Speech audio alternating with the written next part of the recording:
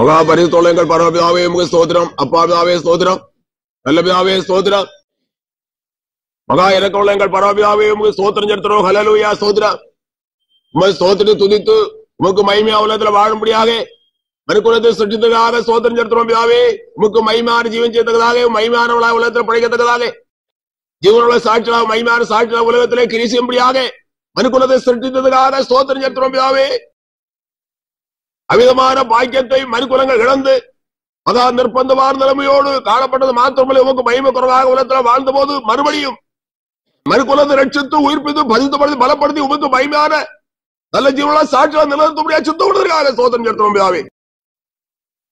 அப்பா பிதாவே ஸ்தோத்திரம். உமக்கு மகிமையான உலகத்தில் படைக்கிறதுக்காக வாழத்தக்கதாக உமக்கு மகிமையை செலுத்தி உலகத்திலே உண்மை வெளிப்படுத்தி காண்பிக்கிற ஜீவன சாட்சியாக விளங்கத்தக்கதாக அதற்காக மனுக்குலத்தை அழைத்து கொண்டிருக்கிறதுக்காக ஸ்தோத்திரம் செலுத்துறோம் பிதாவே. ஆதி மகிமை அடைந்து கொள்ளும்படியாக ஆதி மகிமையை சொந்தமாக்கி உலகத்தில் வாழத்தக்கதாக அழியாமை பெற்று உலகத்தில் செல்வமாய் பிழைத்து உம்மை பின்பற்றி உம்மால் ஆசீர்வதிக்கப்பட்டு உலகத்தில் வாழத்தக்கதாக மனுக்குலத்தை அழைத்து கொண்டிருக்கிறதுக்காக ஸ்தோத்திரம். அதற்காக கிரிசி கொண்டிருக்கிறதுக்காக ஸ்தோத்திரம். ஆலோசனை அளித்து பேசி கொண்டிருக்கிறதுக்காக ஸ்தோத்திரம். பரிசுத்தவான்களோடு பலத்தவர்களுடைய மகா உன்னதமான மகத்தாரிகளை நம்பித்து ஆத்மாவை சந்தித்து வருகிற அன்புக்காக ஸ்தோத்திரிக்கிறோம் பிதாவே. இன்றைய தினம் கூட ஆத்மாவை சந்திக்க சித்த கொண்டிருக்கிறதுக்காக ஸ்தோத்திரம். விவிதமான பாக்கியங்களை யாவரும் சொந்தமாக்கத்தக்கதாக விழிப்போடு விசுவாசத்தோடு தனிதிலே திருசரிதிலே காணப்படத்தக்கதாக ஜனங்கள் எல்லாரும் கிருபை செய்யும்படியாக கெஞ்சுறோம் பிதாவே. ஆது மகிமை குறித்த அறிவுடையவளாக காணப்பட்டதாக அவைகள் அடைந்து கொண்டு உலகத்தில் வாழும்படியான தாகத்தோடு வாஞ்சியோடு காணப்படத்தக்கதாக அவள் அடைந்து கொண்டு உலகத்தில் படைக்கத்தக்கதாக ஜனங்கள் எல்லாரும் கிருபை செய்யும்படியாக கெஞ்சுறோம். நோய்களை சொஸ்தமாக்க முடிய வேண்டிக் கொள்கிறோம் பிதாவே. பேபிசால பாதிக்கப்பட்ட ஜனங்கள் விடுவிக்க முடியாக அசுத்தால் பேபிசால் அழித்து ஒழித்து விட முடியாக மகிமையான விடுதலை கட்டளாட்டு சொஸ்தமாக்கி அடையாளங்கள் அற்புத நாமத்தை வயப்படுத்த கெஞ்சுறோம் பிதாவே. குழந்தை எல்லாரும் அளவில் அவர் ஆசிரிக்க முடிய கெஞ்சுறோம். ஆதி கிறிஸ்து அனுமதி அவர் அடைந்து உலகத்தில் வாழத்துக்காக கிருபை செய்ய முடிய கெஞ்சுறோம் பிதாவே. வராமல் தடப்பட்ட ஜனங்களை சந்தித்து சகல தடையை மாற்றி ஆத்மாவை கொண்டு அளவில் அவர் ஆசிரிக்க முடிய கெஞ்சுறோம். சகல வாக்குகள் நிறைவேற்ற முடிய கெஞ்சுறோம் பிதாவே. பயத்தோடு நடுக்கத்தோடு திருசந்தையில காணப்பட்டு உமக்கு ஆராய்ச்சியும் ஆசிரியர்கள் அடைந்து கொள்ளத்தக்கதாக எல்லாருக்கும் முடிய கெஞ்சுறோம். நாமத்தை மயப்படுத்தியும் கிருவாரக்கடன் பார்த்து வரும் வேட்பரிய சுநாமத்தில் ஜெபங்கள் அன்பளப்பா பிதாவே. பிதாவுக்கு மகிமை துதியான மகிமை அல்லேலூயா. எல்லாரும் ஆண்டவர் தூய் ஆண்டவரை மீதிக்கிறோம், இயேசுவை மீதிக்கிறோம், பிதாவை மீதிக்கிறோம். அல்லேலூயா. 405வது பாட்டு. மக்களே போய் வரட்டு வேகஞான் வாரா, மக்களே போய் வரட்டு முப்பத்தி மூணு வருஷங்களாய் நானோ முப்பத்தி மூணு வருஷங்கள்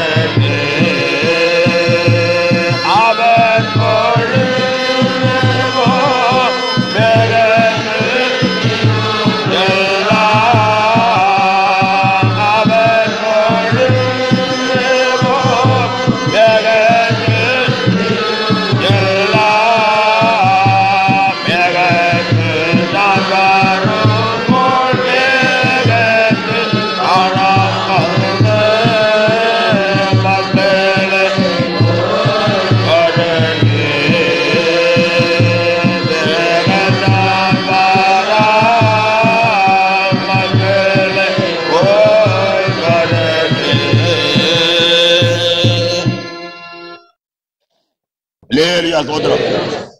எல்லாரும் ஜெபம் பண்ணுவோம். அன்புள்ள பிதாவே ஸ்தோத்திரம். மகா பரிசுத்த எங்கள் பரமபிதாவே ஸ்தோத்திரம். எங்கள் பிதாவே நேர் எங்கள் வீட்டில் இருக்கிறதுக்காக ஸ்தோத்திரிக்கிறோம் பிதாவே. ஆத்மாக்களுடைய சகல நிலையில் கண்டு கொண்டிருக்கிறதுக்காக ஸ்தோத்திரம்.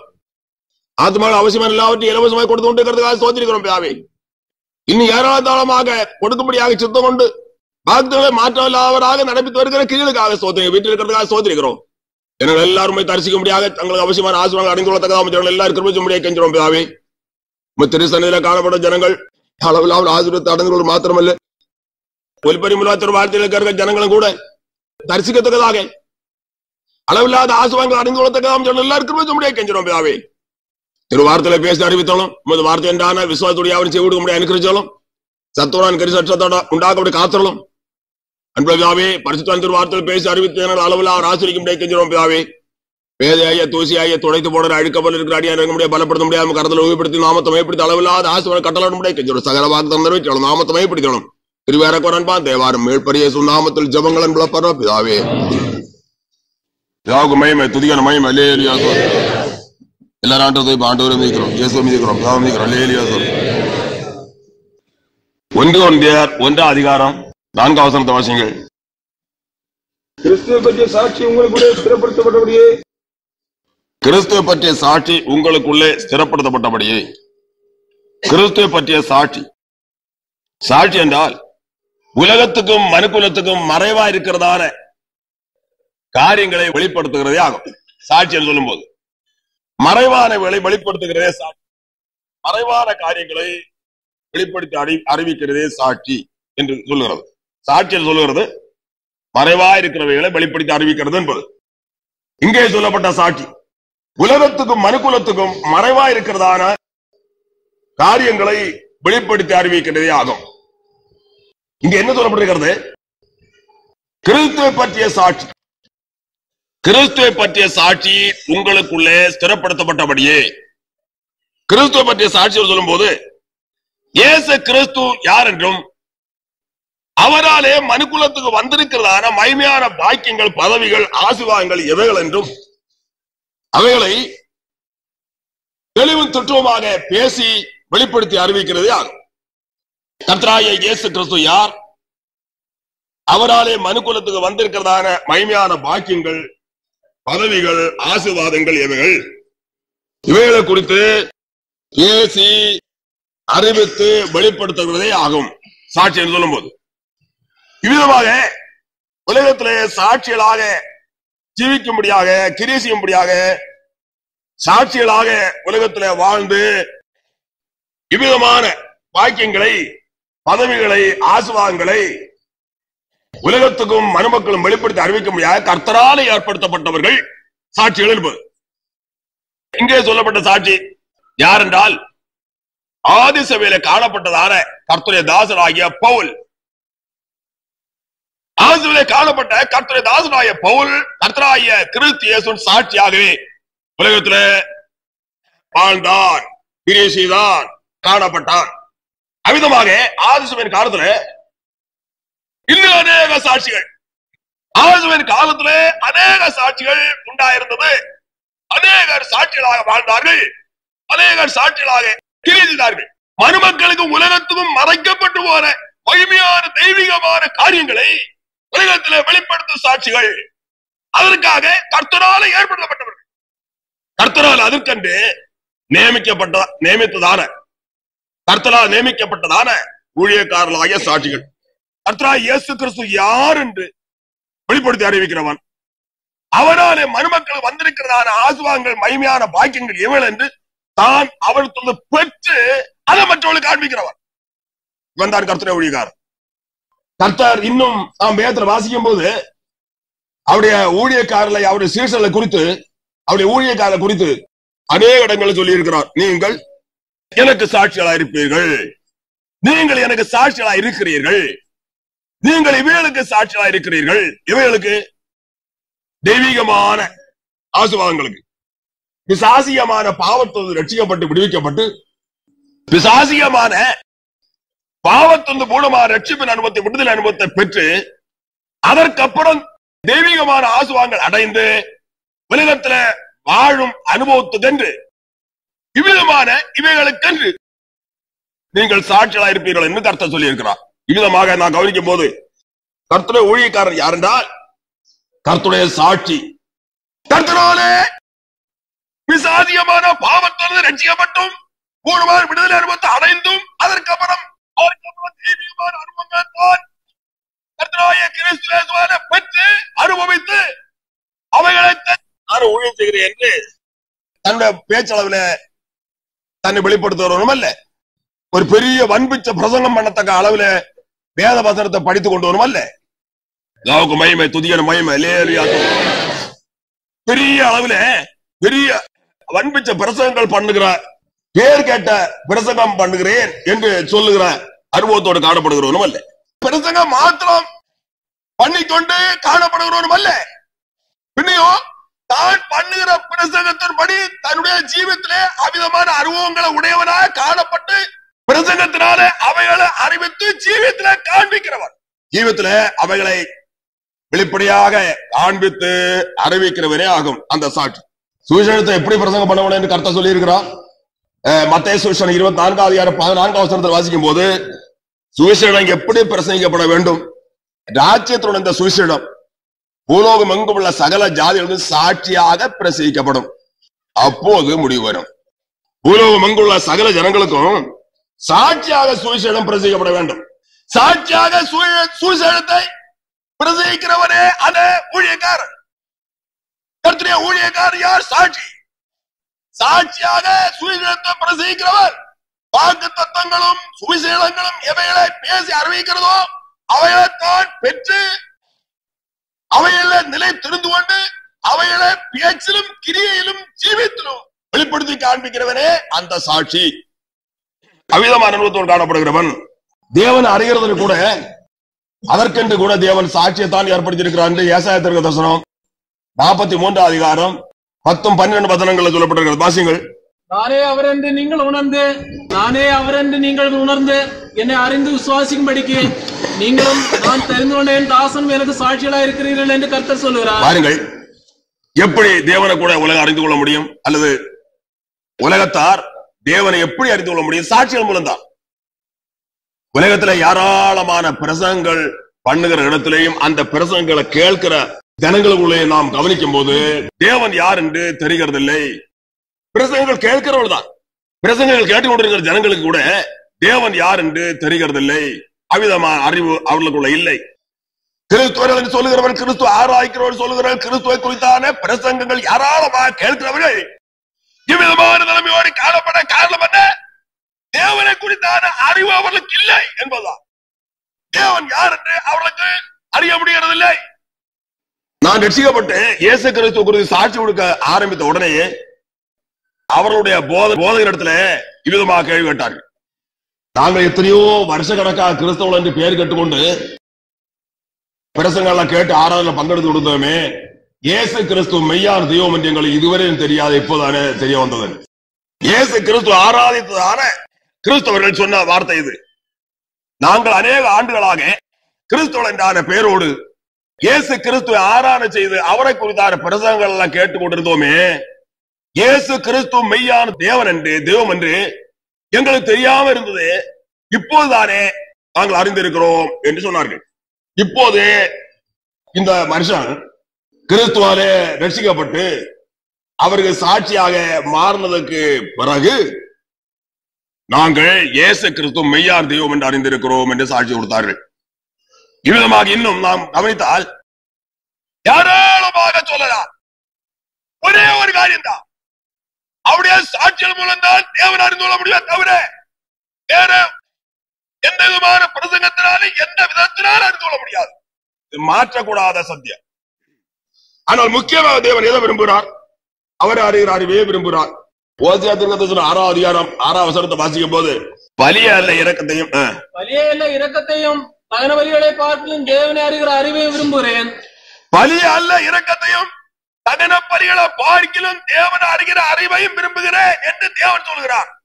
ஓசியா தீர்க்கதரிசி கொண்டு தேவன் என்ன திருவிழம் பற்றியிருக்கிறார்? பலிய அல்ல இரக்கத்தையும் தகன பலிகளை பார்க்கலும் தேவனை அறிகிற அறிவையும் விரும்புகிறேன் என்று சொல்கிறார். தேவன் அறியாத இருந்து கொண்டு அவன் பலி செலுத்தி என்ன தகன பலிகளைத்தான் செலுத்தி என்ன எதைத்தான் செய்த அதனால அவனுக்கு லாபம் இல்லை.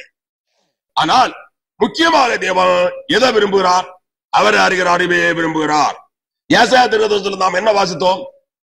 நானே அவர் என்று நீங்கள் உணர்ந்து அறிந்து என்னை விசுவாசிக்கும்படிக்கு நீங்களும் நான் தெரிந்து கொண்டேன் தாசனும் எனக்கு சாட்சிகளா இருக்கிறீர்கள். ஒரு கூட்டம் ஜனங்கள் தேவனுடைய சாட்சிகளா இருந்து கொண்டிருக்கிறார்கள். கர்த்தருடைய ஊழியக்காரர்களோடு சேர்ந்தவர்கள், கர்த்தருடைய ஊழியக்காரர்களோடு சேர்ந்தார அனுபவத்தோடு காணப்படுகிறவர்கள் அல்லது தெய்வீகமான அனுபவத்தை பற்றி உலகத்தில் வாழ்கிறவர்கள் இவர்கள் தேவனுக்கு சாட்சிகளாக உலகத்தில் இருந்து கொண்டே இருக்கிறார்கள். எதற்காக? தேவன் அறிந்து கொள்ள முடியாது. தேவன் ஒரே ஒருவர், சர்வ வல்லமை சொல்ற அதிகாரமுடையவர், மகா பரிசுத்த, மகா நீதிபரர், மகா சத்தியவரர், மகா இறக்கமுடையவர், மகா உருக்கமுடையவர், மகா சிநேகமுடையவர், மகா அன்புடையவர். இவரே தேவன். சர்வத்தையும் படைத்தவர், சர்வ வல்லமை, சர்வ அதிகாரமுடையவர், மகா உன்னதமானவர், மகா பிரியவர், உலகம் கொள்ள மாட்டாதவர், வானாதி வானம் கொள்ள மாட்டாதவர், மகா பெரியவர், மகா உன்னதமானவர். இவர் தேவன், ஒரே ஒரு தேவன். ஆண்டவர் சொல்லி இருக்கிறார், சிருஷ்டிகரை தொழுது சேவியாமல் சிருஷ்டியை தொழுது சேவிக்கிறார்கள். சிருஷ்டிகராய் இருக்கிற தேவன் அவரை இவர்கள் தொழில் சேவியாமல், சிருஷ்டித்தவராய தெய்வத்தை தொழில் சேவியாமல் அவர் சிருஷ்டித்த பொருட்களை தொழில் சேவிக்கிறார்கள் என்று. சிருஷ்டித்தவராகிய தெய்வத்தை, சிருஷ்டிகர்த்தாவாகிய தெய்வத்தை தொழுது சேவியாமல் சிருஷ்டித்த பொருட்களை தொழில் சேவிக்கிறார்கள். சிருஷ்டித்தார சிருஷ்டிகளை. மனுஷன் தேவனால் சிருஷ்டிக்கப்பட்டவன் தான். மரம் தேவனால சிருஷ்டிக்கப்பட்டது. கல், மண் மற்றும் சகலம் தேவனால சிருஷ்டிக்கப்பட்டது. தேவனால் சிருஷ்டிக்கப்பட்ட மற்றும் பொருட்களை தெய்வம் தெய்வம் என்று தொழில் சேவிக்கிறார்கள் என்று தேவன் வேதத்தில் சொல்லி இருக்கிறார். ரோமர் 1 இருக்கிறது. இவ்விதமாக உலகத்திலே மகா நிர்பந்தமான நிலைமையோடு ஜனங்கள் காணப்பட்டு கொண்டே இருக்கிறார்கள். ஆனால் நான் முதலாக சொன்ன மாதிரி தேவன் ஆராய்கிற ஜனங்களை கூட தேவனை குறித்து அறிந்து கொள்ள முடிகிறதில்லை. அதை குறித்து தேவன் என்ன சொல்லுகிறார்? அவர் நிலைத்திருக்கிற எவரும் பாவம் செய்கிறதில்லை, பாவம் செய்கிற எவனும் அவரை காணவும் இல்லை, அவரை அறியவும் இல்லை. 1 யோவான் 3:6 இருக்கிறார். அவர் நிலைத்திருக்கிற எவனும் பாவம் செய்கிறதில்லை, பாவம் செய்கிற எவரும் அவரை காணவும் இல்லை, அவரை அறியவும் இல்லை. ஒருவேளை சொல்லிக் கொள்வார்கள், நாங்கள் ஏராளமான ஆண்டுகளாக, அநேக ஆண்டுகளாக, ஏராளமான ஆண்டுகளாக, தலைமுறையாக கிறிஸ்தவர்களாக இருக்கிறதுனால எங்களுக்கு தேவனை தெரியாதோ என்று கேள்வி வைப்பார்கள். ஆனால் கர்த்தர் வேதத்தில் என்ன சொல்லி இருக்கிறார்? அவர் நிலைத்திருக்கிற எவனும் பாவம் செய்கிறதில்லை, பாவம் செய்கிற எவனும் அவரை காணவும் இல்லை, அவரை அறியவும் இல்லை.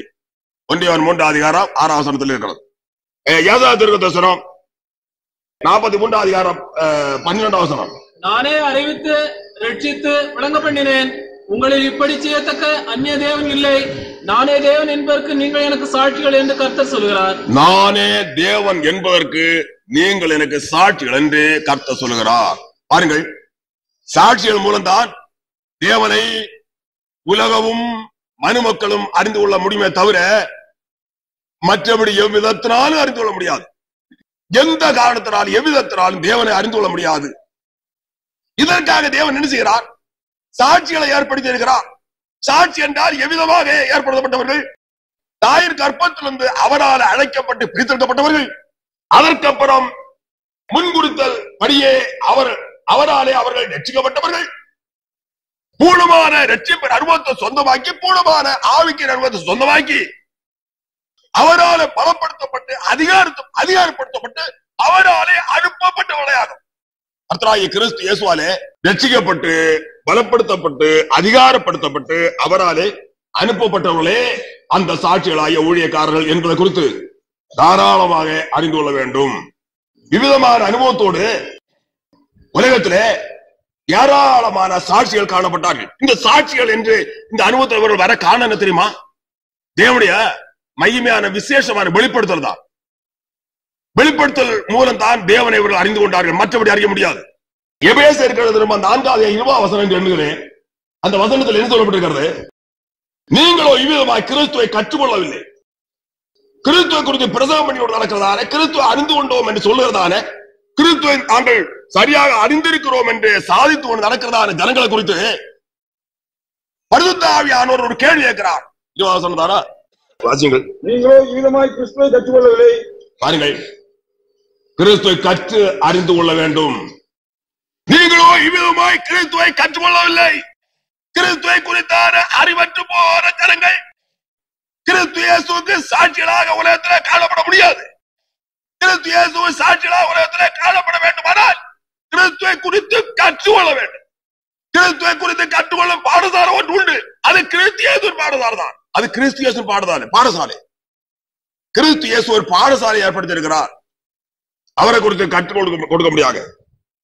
யார் தெரியுமா அவரை குறித்து கற்றுக் கொடுக்கிறது? அவரே தான் அவரை குறித்து கற்றுக் கொடுக்கிறது. நல்ல மகிமையான விசேஷமான பாடசாலையை ஏற்படுத்தி இருக்கிறார். அந்த பாடசாலையிலே அவர் குருவாக கற்றுக் கொடுக்கிறவராக வீற்றிருக்கிறார். அவரே கற்றுக் கொடுக்கிறார். அவரிடத்திலிருந்து கற்று அதற்கப்புறம் பரீட்சை எழுதி பாசான அனுபவத்தோடு உலகத்திலே காணப்படுகிறவர்கள் அதற்கு எத்தனையோ ஆண்டுகளாக கற்றுக் கொள்கிறார்கள். எத்தனையோ பரீட்சைகள் எழுதுகிறார்கள். அந்த பரீட்சையில பாஸ் ஆகிறார்கள். அந்த பரீட்சையில பாஸ் ஆனதுக்கு அப்புறம் தான் சரியான விசேஷமான மகிமையான சர்டிபிகேட்டை அவரால் பெற்றுக்கொண்டு உலகத்துல சாட்சியாக ஜீவிக்கிறார்கள். சும்மா விளையாட்டல்ல.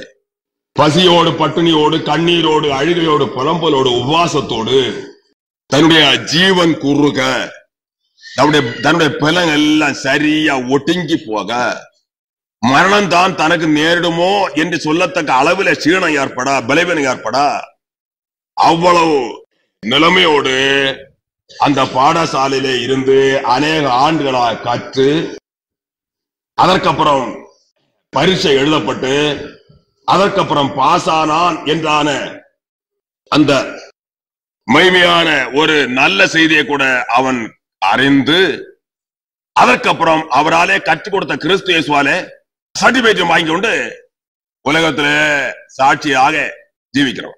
மற்றபடி இல்லை. அந்த நிலைமையில கற்றுக் கொடுக்க முடியாத கிறிஸ்து இயேசு அநேகர் அழைத்தும் அவர்கள் முடியாது போய்விட்டார்கள் என்றும் கூட ஆண்டவர் சொல்லி இருக்கிறார். என்னிடத்துல இவ்விதமாக இப்படியெல்லாம் கஷ்டப்பட்டு எங்களால கற்றுக்கொள்ள முடியாது என்று சொல்லிக்கொண்டு அவரை விட்டு வழி விலகி போய்விட்டார்கள் என்று கூட ஆண்டவர் சொல்லி இருக்கிறார்.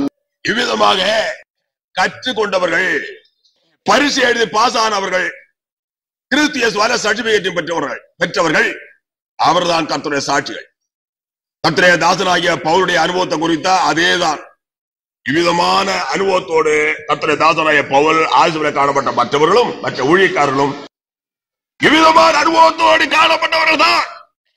கர்த்தராகிய கிறிஸ்து இயேசு யாருக்கு பிதாவை வெளிப்படுத்துகிறாரோ அவர்களுக்கு தான் பிதாவை குறித்து தெரியும். பிதாவாய் தேவன் அவருடைய குமாரனா இயேசு கிறிஸ்துவை யாருக்கு வெளிப்படுத்துகிறாரோ அவர்களுக்கு தான் அவர் தெரியும் என்று வேதத்துல தெளிவாக வாய்த்து அறிந்து கொள்கிறோம். லூக்கா சுவிசேஷம் 10:22 வாசியுங்கள். லூக்கா சுவிசேஷம் 10:22. மற்றபடி வேதத்தை நன்றாய் படித்ததினாலும் அறிந்து கொள்ள முடியாது.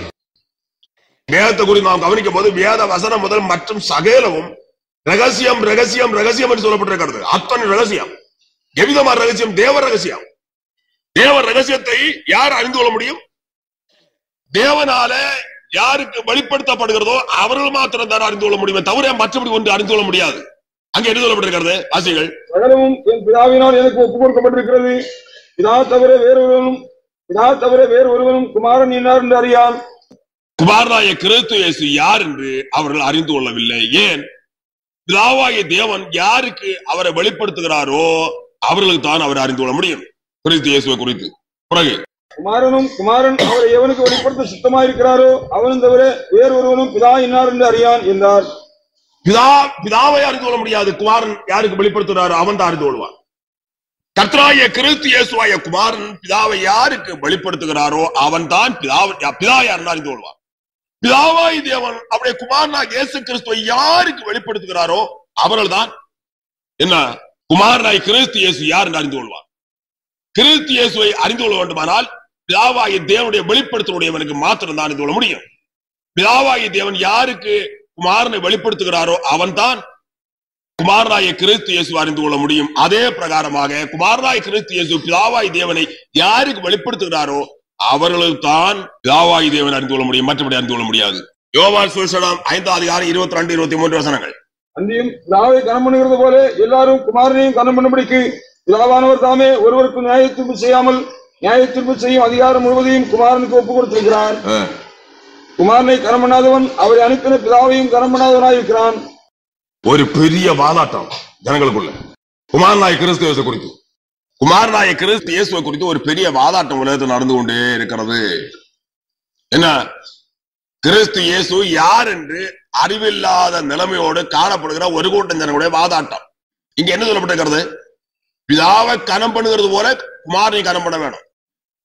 குமாரனை யார் கனம் பண்ணவில்லையோ அவன் பிதாவையும் கனம் பண்ணவில்லை. இனி எத்தனை வசனங்கள் இருக்க, எத்தனை வசனங்கள்.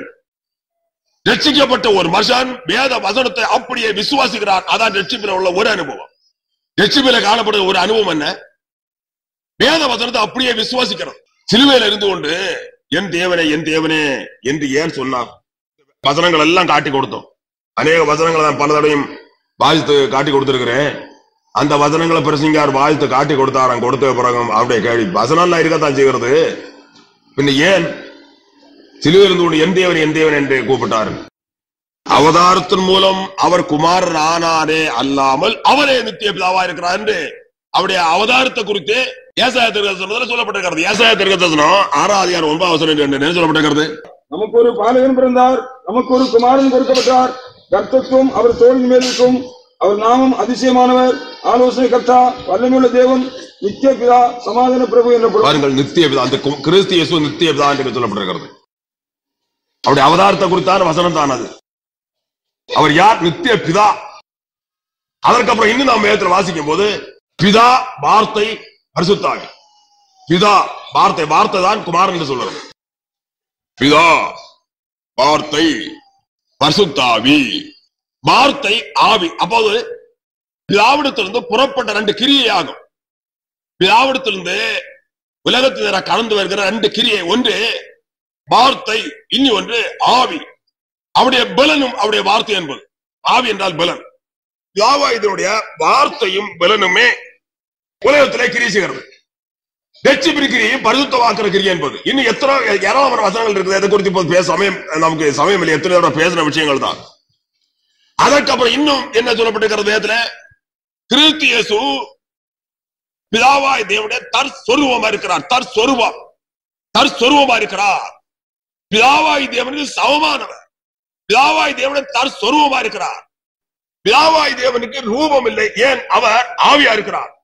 தேவன் அரூபி அல்லது அதர்சனமானவர், தரிசனம் அளிக்காதவர். ஏன்? ஆவியா இருக்கிறார். ஆவியா இருக்கிற இந்த தேவனை ஒரு மனுஷன் தரிசிக்க வேண்டுமானால் குமாரனாய கிறிஸ்து இயேசு அப்படியே சொரூபமா இருக்கிறார். சொரூபம் என்று போல அவருடைய ரூபம்.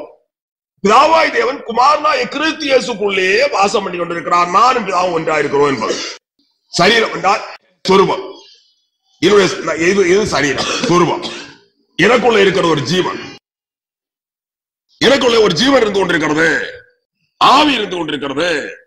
இந்த ஆவியும் இந்த மனுஷனும் ஒன்று. ஆவி வாசம் பண்ணும்படியாக என்ன ஒரு சரீரமாகிய இந்த சொரூபம் கொடுக்கப்பட்டிருக்கிறது. சொரூபம், சரீரம் சொல்றது.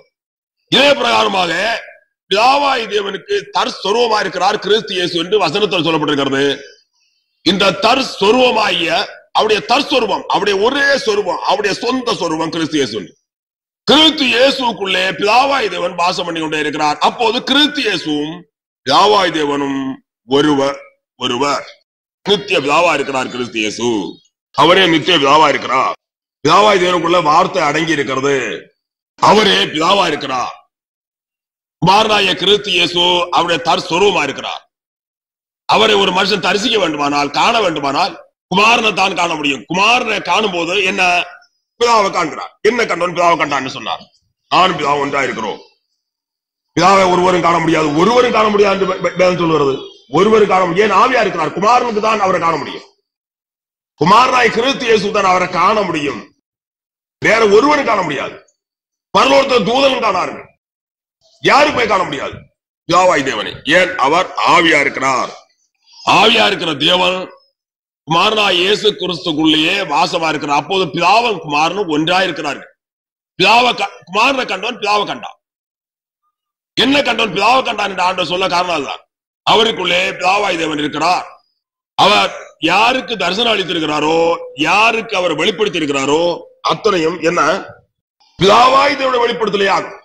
பிதாவாய் தேவனும் குமாரனாகிய இயேசு கிறிஸ்துவும் ஒரே தேவன். இவ்விதமான அனுபவத்தோடு தேவாதேவன் காணப்பட்டு கொண்டே இருக்கிறார். இதை கற்பான் இந்த விஸ்தாரம் பேச சமயம் போதாது. எப்படி ஆயினும் அவரை அவர் வெளிப்படுத்தாவிட்டால் ஒருவரால் அறிந்து கொள்ள முடியாது.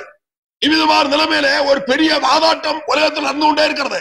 இந்த வாதாட்டம் அவனை விட்டு ஒழித்தாலுடைய நீங்கிறாலுடைய அவன் என்ன செய்ய மாட்டான்? லட்சுமி அனுபவத்தை சொந்தமாய் கொண்டு ஆவிக்கிறவனை மாற மாட்டான். ஏன்?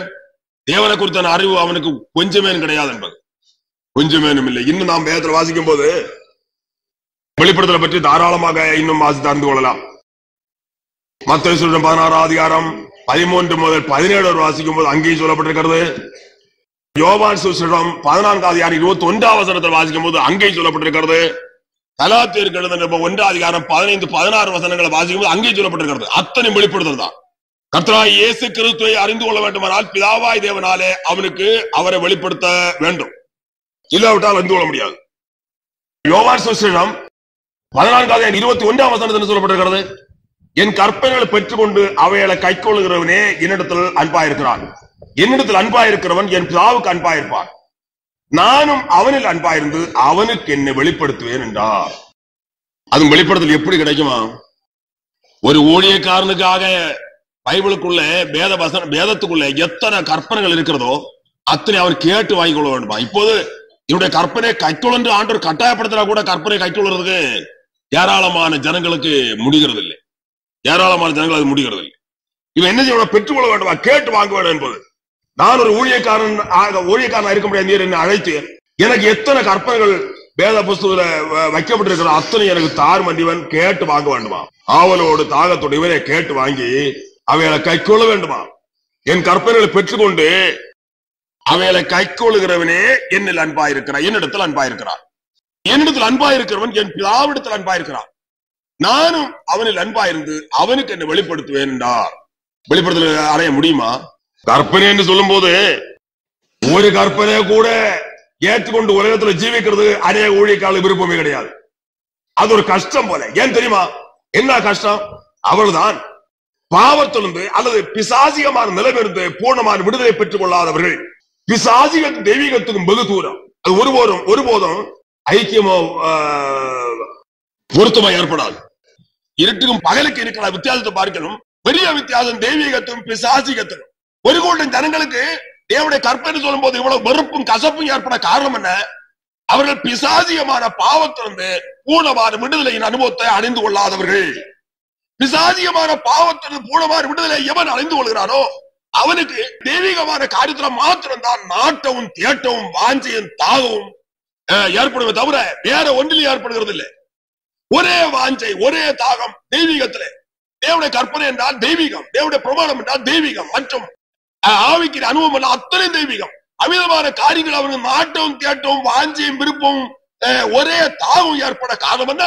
அவன் பிசாசியமான பாவத்திலிருந்து பூர்ணமாய் விடுவிக்கப்பட்டு தெய்வீக மனுஷனாக மாறிவிட்டவன். தெய்வீக மனுஷனாக அவன் மாறிவிட்டதுனால தெய்வீகத்தை குறித்தான ஒரே தாகவும் வாஞ்சையும் விருப்பமும் ஆசையும் வேற ஒன்றிலும் கிடையாது. அவன் என்ன செய்வான்? நான் ஒரு ஊழியக்காரனா இருக்க முடியாது, என்னை நீர் அழைத்து ஏற்படுத்தினீர், எனக்கு என்னென்ன கற்பனைகள் இருக்கிறதோ அதை எல்லாவற்றையும் எனக்கு தர வேணும் என்று கேட்டு பெற்றுக் கொள்வார். அந்த வசனத்தை வாசியுங்கள். என் கற்பனைகளை பெற்றுக்கொண்டு அவைகளை கைக்கொள்கிறவனே என்னிடத்தில் அன்பாயிருக்கிறான். என்னிடத்தில் அன்பாயிருக்கிறவன் என் பிதாவுக்கு அன்பாயிருப்பான். நானும் அவனின் அன்பாயிருந்து அவனுக்கு என்னை வெளிப்படுத்துவேன் என்றார். இவ்விதமான அனுபவத்தோடு காணப்பட்டவர்களே தெய்வீக வெளிப்படுத்தல உடையவர்களாக காணப்படுவார்கள். தெய்வீக வெளிப்படுத்தலோடு காணப்படாத ஒருவனும் கிறிஸ்து இயேசு கிறிஸ்தோ பிதாவாய் தேவனை குறித்த ஒன்று அறிந்து கொள்ள மாட்டான். ஒன்றை அறிய முடியாது. தேவனை குறித்தான அறிவோ தேவனால வெளிப்படுத்தப்பட்டால் ஒழிய ஒருவன் அறிந்து கொள்ள முடியாது. எத்தனையோ வசனங்கள் இருக்கிறது. அதை குறித்து வாசிக்க நமக்கு சமயம் இல்லை. ஆகினாலே எப்படி கிறிஸ்து இயேசு அறிந்து கொள்ள முடியும்? அவனை வெளிப்படுதலினாலே. வெளிப்படுதல் ஒரு மனிதன் அவரை அறிந்து கொள்ளவே முடியாது. இவரை அவரை அறிந்து கொண்டார் என்பதற்கு அடையாளம் என்ன? நான் முதலாவது சொன்ன மாதிரி அவரிடத்திலிருந்து அவன் பெற்றுக்கொள்ள வேண்டிய சகல அனுபவமாகிய ஆசீர்வாதங்களை பெற்று மற்றவர்களுக்கு ஜீவித்து காண்பிக்கிறான். பேச்சில் அதை அறிவிக்கிறான், நடந்து ஜீவித்து அதை வெளிப்படுத்தி காண்பிக்கிறான். இவ்விதமான அனுபவத்தோடு காணப்பட்டார்கள். பூர்ணமான ரட்சிப்பில பூர்ணம் என்று சொல்லப்பட்டிருக்கிறது. இன்றைய பூர்ணமான ரட்சிப்பின் அனுபவத்தை அடைந்து கொண்டவன் எத்தனை பேர் உள்ளத்தில் இருக்கிறான் என்று கவனிக்கும் போது ஒரு 1000 ஒரு சுருக்கமான அளவுதான் பூர்ணமான ரட்சிப்பின் அனுபவத்தை கூட சொந்தமாக்குறான். ரட்சிக்கப்பட்டவன் பாவம் செய்து கொண்டு நடக்கிறான். என்ன காரணம்? ரட்சிக்கப்பட்டவன் பாவம் செய்ய காரணம் என்ன? நாம் பாவங்களை செத்து நீதிக்கு பிழைத்திருக்கும்படிக்கு அவர் தாமே தமது சரீரத்திலே நம்முடைய பாவங்களை சிலுவை மேல் சுமந்தார். அவருடைய தழும்புகளால் குணமானீர்கள். பாவத்துக்கு மறித்த நாம் இனி அதுல எப்படி பிழைப்போம்? ரட்சிப்பை பற்றி அறிந்திருக்கிறானா? இந்த ஜனங்கள் எப்படி தப்புறதுக்கு வழி என்ன? எப்படி தப்ப போகிறார்கள்? ஆவிக்கிற அனுபவத்தை பற்றி ரட்சிப்பை பற்றி அவர் சொல்லிக் கொடுத்தார். ரட்சிப்பு என்றால் இப்படி இந்த அனுபவத்தை அடைந்து கொள்வது ரட்சிப்பு. ஆவிக்கிற அனுபவம் என்றால் இதை பெற்றுக்கொள்ள இருக்கிறதுனால ஜனங்கள் கொஞ்ச நாள் ரட்சிக்கப்பட்டு சொல்லிக் கொண்டு பிறகு பாவத்தில் விழுந்து நஷ்டப்பட்டு போறார்கள். சொன்னோடு அவன் சொல்றான், அப்படித்தான் இந்த உலகத்துல ஜனங்கள் காணப்பட்டு கொண்டே இருக்கிறார்கள். ஏசாயா தீர்க்கதரிசனம் 33:6 வாசிக்கும் போது பூர்ண ரட்சிப்பு. ரட்சிப்பு என்றால் பூர்ணம். கர்த்தராகிய கிறிஸ்து இயேசுவாலே மரண அடைந்து கொள்ள ரட்சிப்பு என்றால் பூர்ணம். பாவத்துக்கு செத்து நீதிக்கென்று பிழைக்க அனுபவத்தோடு அவன் அந்த ரட்சிப்பின் அனுபவத்தை சொந்தமாக்கிக் கொள்கிறார். அறகுறையான ரட்சிப்பு தேவனிடத்தில் கிடையாது. கொஞ்சம் பாவத்தை வைத்துக் கொண்டு கொஞ்சம் பாவத்திலிருந்து விடுதலை என்று சொல்ற ரட்சிப்பு கர்த்தரிடத்தில் கிடையாது. ஒருவேளை அவ்விதமான அனுபவத்தோடு சில ஆட்கள் அநேக பாவங்களை விட்டுக்கொண்டு சில பாவங்களை வைத்துக் கொண்டு இருப்பார்களானால் அவர்கள் கர்த்தராகிய இயேசு கிறிஸ்துவை விசுவாசித்து பூர்ணமான ரட்சிப்பின் அனுபவத்தை சொந்தமாக்க மனமற்றவர்கள். கர்த்தராகிய கிறிஸ்து இயேசு பூர்ணமாக மனுஷன் ரட்சிக்கிறவர் என்பதை குறித்தான விசுவாசம் அற்று போறதுனாலே என்ன வருகிறது? அறகுறையான ரட்சிப்பை வைத்துக் கொண்டிருக்கிறார்கள். அறகுறையான ரட்சிப்பை வைத்துக் கொண்டிருக்கிறது. எந்த மனுஷன் ரட்சிக்கப்பட்டவன் கர்த்தர் சொல்ல மாட்டான். ஜாக்கிரதையா இருக்க வேண்டும். நீ ஒருவேளை சொல்லிக்கொள்ள நான் ரட்சிக்கப்பட்டிருக்கிறேன். உன் ஜீவத்துல பாவம் இருக்குமானால் கர்த்தர் நீ ரட்சிக்கப்பட்டவன் சொல்லுகிறது இல்லை. கர்த்தர் நீ ரட்சிக்கப்பட்டவன் சொல்லாவிட்டால் உன்னுடைய நிலைமை என்ன ஆகும் என்பதை யோசித்துவார், நன்றாக கவனித்துவார். இது எதனால பெற்றுக் கொண்டார்கள்? சாட்சியின் பாக்கியத்தினாலே. சாட்சிதான். ஆசுவதை காணப்பட்ட ஊழியக்காரர்கள் கர்த்தருக்கு சாட்சியா இருந்ததுனாலே ஆதி கிறிஸ்தவர்கள் என்ன அனுபவத்தோடு காணப்பட்டார்கள் என்று அந்த 1 கொரிந்தியர் 1 அதிகாரம் தொடர்ந்து வாசியுங்கள். 4, 5, 6, 7 வசனம். 4 முதல் 7 வசனம் முடிய வாசிக்கும் போது கிறிஸ்துவை பற்றிய சாட்சி உங்களுக்குள்ளே ஸ்திரப்படுத்தப்பட்டிருக்கிறது. நீங்கள் இயேசு கிறிஸ்துக்குள்ளாய் எல்லா உபதேசத்திலும் எல்லா அறிவிலும் மற்ற எல்லாவற்றிலும் சம்பூர்ணம் உள்ளவர்களாக்கப்பட்டு சம்பூர்ணம் சொல்லும் போது பூர்ணம், பரிபூர்ணம், சம்பூர்ணம் 3 அனுபவம் இருக்கிறது. பூர்ணம் என்றால் நிறைவு, பரிபூர்ணம் என்றால் நிறைவுக்கு அப்புறம் உள்ள நிறைவு, நிறைவுக்கு மேல் நிறைவு, நிறைவுக்கு அப்புறம், அதாவது நிறைவுக்கு மேல் நிறைவு. அது எப்படி? நிரம்பி மறிந்து வழிந்து ஓடுகிற அனுபவம் பரிபூர்ணம். சம்பூர்ணம் அதை பார்க்கலும் நிறைவுக்கு மேல் நிறைவு. எப்படி? அது மிகுதியும் பெருக்கவும் என்பது. மிகுதியும் பெருக்கவும். பெருக்கம் என்றால் வெள்ளம் போன்ற அனுபவம். வெள்ளம் என்றால் யாரால? தண்ணி என்றாலும் வெள்ளம் என்றாலும் தமிழ் வார்த்தைக்கு 2 அர்த்தம். வெள்ளம் என்றால் தமிழ் பதத்துடைய கருத்து அளவிட முடியாது என்பது. யாரால அளவிட முடியாதது என்பது. பூர்ணம், நிறைவு. பூர்ண ரட்சிப்பு, நிறைவா ரட்சிப்பு. இனி பூர்ணம், பரிபூர்ணம், சம்பூர்ணம் என்று போது அது ஆசீர்வாதங்களை குறிக்கிறது. ஆசீர்வாதங்களை குறித்தான அனுபவம், தேவனிடத்தில் பெற்றுக்கொள்ற ஆசீர்வாதங்கள். பூரணம், நிறைவு. பூர்ண ரட்சிப்பு, முழுதுமான ரட்சிப்பு என்பது. முழுதுமான ரட்சிப்பு, முழுதுமான ரட்சிப்பு. அது சரியான எந்த விதமான குறைவும் இல்லாத ரட்சிப்பு, குறைவும் இல்லாத ரட்சிப்பு என்பது. வேதத்தில் வாசிக்கும் போது பூரணம், பரிபூர்ணம், சம்பூர்ணம் என்று 3 வசனங்களை படிக்கிறோம். அவருடைய கருத்து 3க்கும் 3 அர்த்தம். பூர்ணம், நிறைவு, பரிபூர்ணம், அதிக நிறைவு. எப்படி? நிரம்பி வழிகிற அனுபவம், நிரம்பி மறிந்து வழிந்து ஓடுகிற அனுபவம். சம்பூர்ணம், நிறைவுக்கு மேல் நிறைவு, மிகுதி, பெருக்கம் என்பது. இவ்விதமாக 3 அனுபவங்கள் இருக்கிறது ஆவிக்கிற அனுபவத்தில். இங்க என்ன சொல்லப்படுகிறது? கிறிஸ்துவை பற்றிய சாட்சி உங்களுக்குள்ளே ஸ்திரப்படுத்தப்பட்டபடியே. கிறிஸ்துவை பற்றிய சாட்சி, கிறிஸ்து இயேசு யார் என்றும் அவராலே பெற்றுக்கொள்ள வேண்டிய அனுபவங்கள், எவ்விதமான ஆசீர்வாதங்கள் மனுமக்களுக்கு வந்திருக்கிறது என்றும், நான் இவ்விதமான அனுபவங்களை பெற்றிருக்கிறேன், நீங்களும் இதை பெற்றுக்கொள்ள வேண்டும் என்றுதான அந்த சாட்சி. கர்த்தராகிய கிறிஸ்து இயேசு என்ன ரட்சித்திருக்கிறார்? பூர்ணமா ரட்சித்திருக்கிறார். பூர்ணமா ரட்சிப்புன்னு சொல்கிறார் சாட்சிகள். நீ ரட்சிக்கப்பட்டிருக்கிறியா? ரட்சிப்பு பூர்ணம். பூர்ண ரட்சிப்பு கிறிஸ்துவ இடத்துல இருக்கிறது. பூர்ண ரட்சிப்பை அடியானை கர்த்தர் அளித்திருக்கிறார், உனக்கும் அதை கொடுப்பார் என்று சாட்சி சொன்ன உடனே அந்த சாட்சியுடைய அந்த வார்த்தையை தங்களுக்குள்ளே ஏற்றுக்கொண்டு அதை என்ன செய்யறார்? ஸ்திரப்படுத்திக் கொள்கிறார்கள். அந்த சாட்சியுடைய வார்த்தையை தங்களுக்குள்ளே ஏற்றுக்கொள்கிறார்கள், விசுவாசிக்கிறார்கள், ஆகினால் ஏற்றுக்கொள்கிறார்கள். ஏற்றுக்கொண்டவர் என்ன செய்கிறார்கள்? அதை தங்களுக்குள்ளே ஸ்திரப்படுத்திக் கொள்கிறார்கள். கிறிஸ்துவை பற்றிய சாட்சி உங்களுக்குள்ளே ஸ்திரப்படுத்தப்பட்டபடியே நீங்கள் இயேசு கிறிஸ்துக்குள்ளாய் எல்லா உபதேசத்திலும் எல்லா அறிவிலும் மற்றெல்லாவற்றிலும் சம்பூர்ணம் உள்ளவர்களாக்கப்பட்டிருக்கிறபடியா. சம்பூர்ணம். ஆதி கிறிஸ்தவர்கள் எப்படி வாழ்ந்தார்கள்? அறகுறையான அனுபவத்தாடா? பூர்ணம், பரிபூர்ணம், சம்பூர்ணம். சம்பூர்ணமான அனுபவம், சம்பூர்ணமான அனுபவம். சம்பூர்ணம் உள்ளவர்களாக்கப்பட்டிருக்கிறபடியா அவர் மூலமாக உங்களுக்கு அளிக்கப்பட்ட தேவ கிருபைக்காக உங்களை குறித்து நான் எப்பொழுது என் தேவனை ஸ்தோத்திரிக்கிறேன். அப்படியே நீங்கள் யாதொரு வருத்தலும் குறைவில்லாதவர்களாய் நம்முடைய கர்த்தராகிய இயேசு கிறிஸ்து வெளிப்படுவதற்கு காத்திருக்கிறீர்கள். சம்பூர்ணம். எதுல சம்பூர்ணம்? இயேசு கிறிஸ்துக்குள்ளாய், இயேசு கிறிஸ்துக்குள்ளான சம்பூர்ணம். தெய்வீகத்துல சம்பூர்ணம் என்பது கிறிஸ்துக்குள்ளாகும் அனுபவம் என்றால் தெய்வீகம். தெய்வீகத்துல சம்பூர்ணம் உள்ளவர்களாக்கப்பட்டிருக்கிறபடியால் இப்போது எவ்வளவு அவசியம் கேட்டாலும் உலகத்துல ஒரு கூட்டம் ஜனங்களுக்கு நான் முதலாக சொன்ன மாதிரி வேத வசனங்களை குறித்து நம்பிக்கை விசுவாசம் கிடையாது, விசுவாசிக்க மாட்டார்கள். அதான் சாத்தாவுடைய வஞ்சகத்துல இன்னும் ஒன்று. கேட்கும் போது அவளுக்கு ரொம்ப கஷ்டம் ஏற்படும். ஓஹோ, இதெல்லாமா பெற்று அனுபவிக்கிறவர்களுக்கு என்ன எந்த விதமான கஷ்டமும் இல்லாமல் தேவனாலே இலவசமாய் பெற்றுக் கொண்டார்கள் என்று சாட்சி சொல்கிறார்கள்.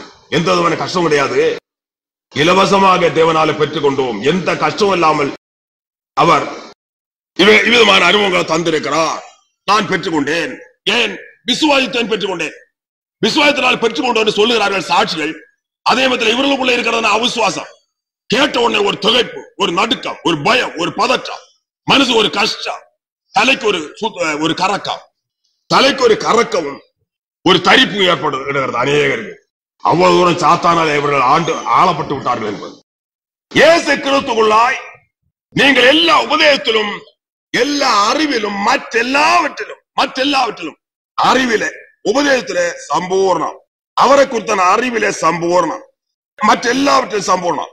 விசுவாசத்திலே, கீழ்ப்படிதலே, பரிசுத்தத்திலே, தாழ்மையிலே, ஐக்கியத்திலே, அன்பிலே சம்பூர்ணம். இதற்குள்ள இதை நான் இப்போ சொன்ன அனுபவத்தை கூட பிரித்து சொன்ன ரொம்ப சொல்லலாம். சம்பூர்ணம், எல்லாவற்றையும் சம்பூர்ணம். ஏன் பெற்றுக் கொண்டார்கள்? சாட்சிகள் இருந்ததுனாலே. நான் இவ்விதமான அனுபவத்தை கர்த்தரால் பெற்றிருக்கிறேன், கர்த்தர் இவ்விதமான அனுபவத்தை அடியார் கொடுத்தார் என்று அந்த காலத்துல சாட்சிகள் இருந்தார்கள். அதை பேசி அறிவித்து ஜீவத்திலே அதை காண்பித்தார்கள். போதனை சாதனை உடையவர்களாக இருந்தார்கள். தாங்கள் போதித்த போதனைப்படி நடந்து காட்டினார்கள் என்பது. பேசி அறிவித்தார்கள், ஜீவித்து காட்டினார்கள், ஜீவத்திலே காண்பித்தார்கள். அறிவித்த, பேசி பிரசங்கித்து அறிவித்ததான அந்த அனுபவங்கள் அவருடைய ஜீவத்தில் இருக்கிறதாக மற்றவர்கள் சரியானபடி சரியானபடி தெளிவு துட்டுமாக கண்டார்கள். கண்ணார கண்டார்கள். ஆகினால் அவர்களுக்கு அந்த தாகம் ஏற்பட்டது.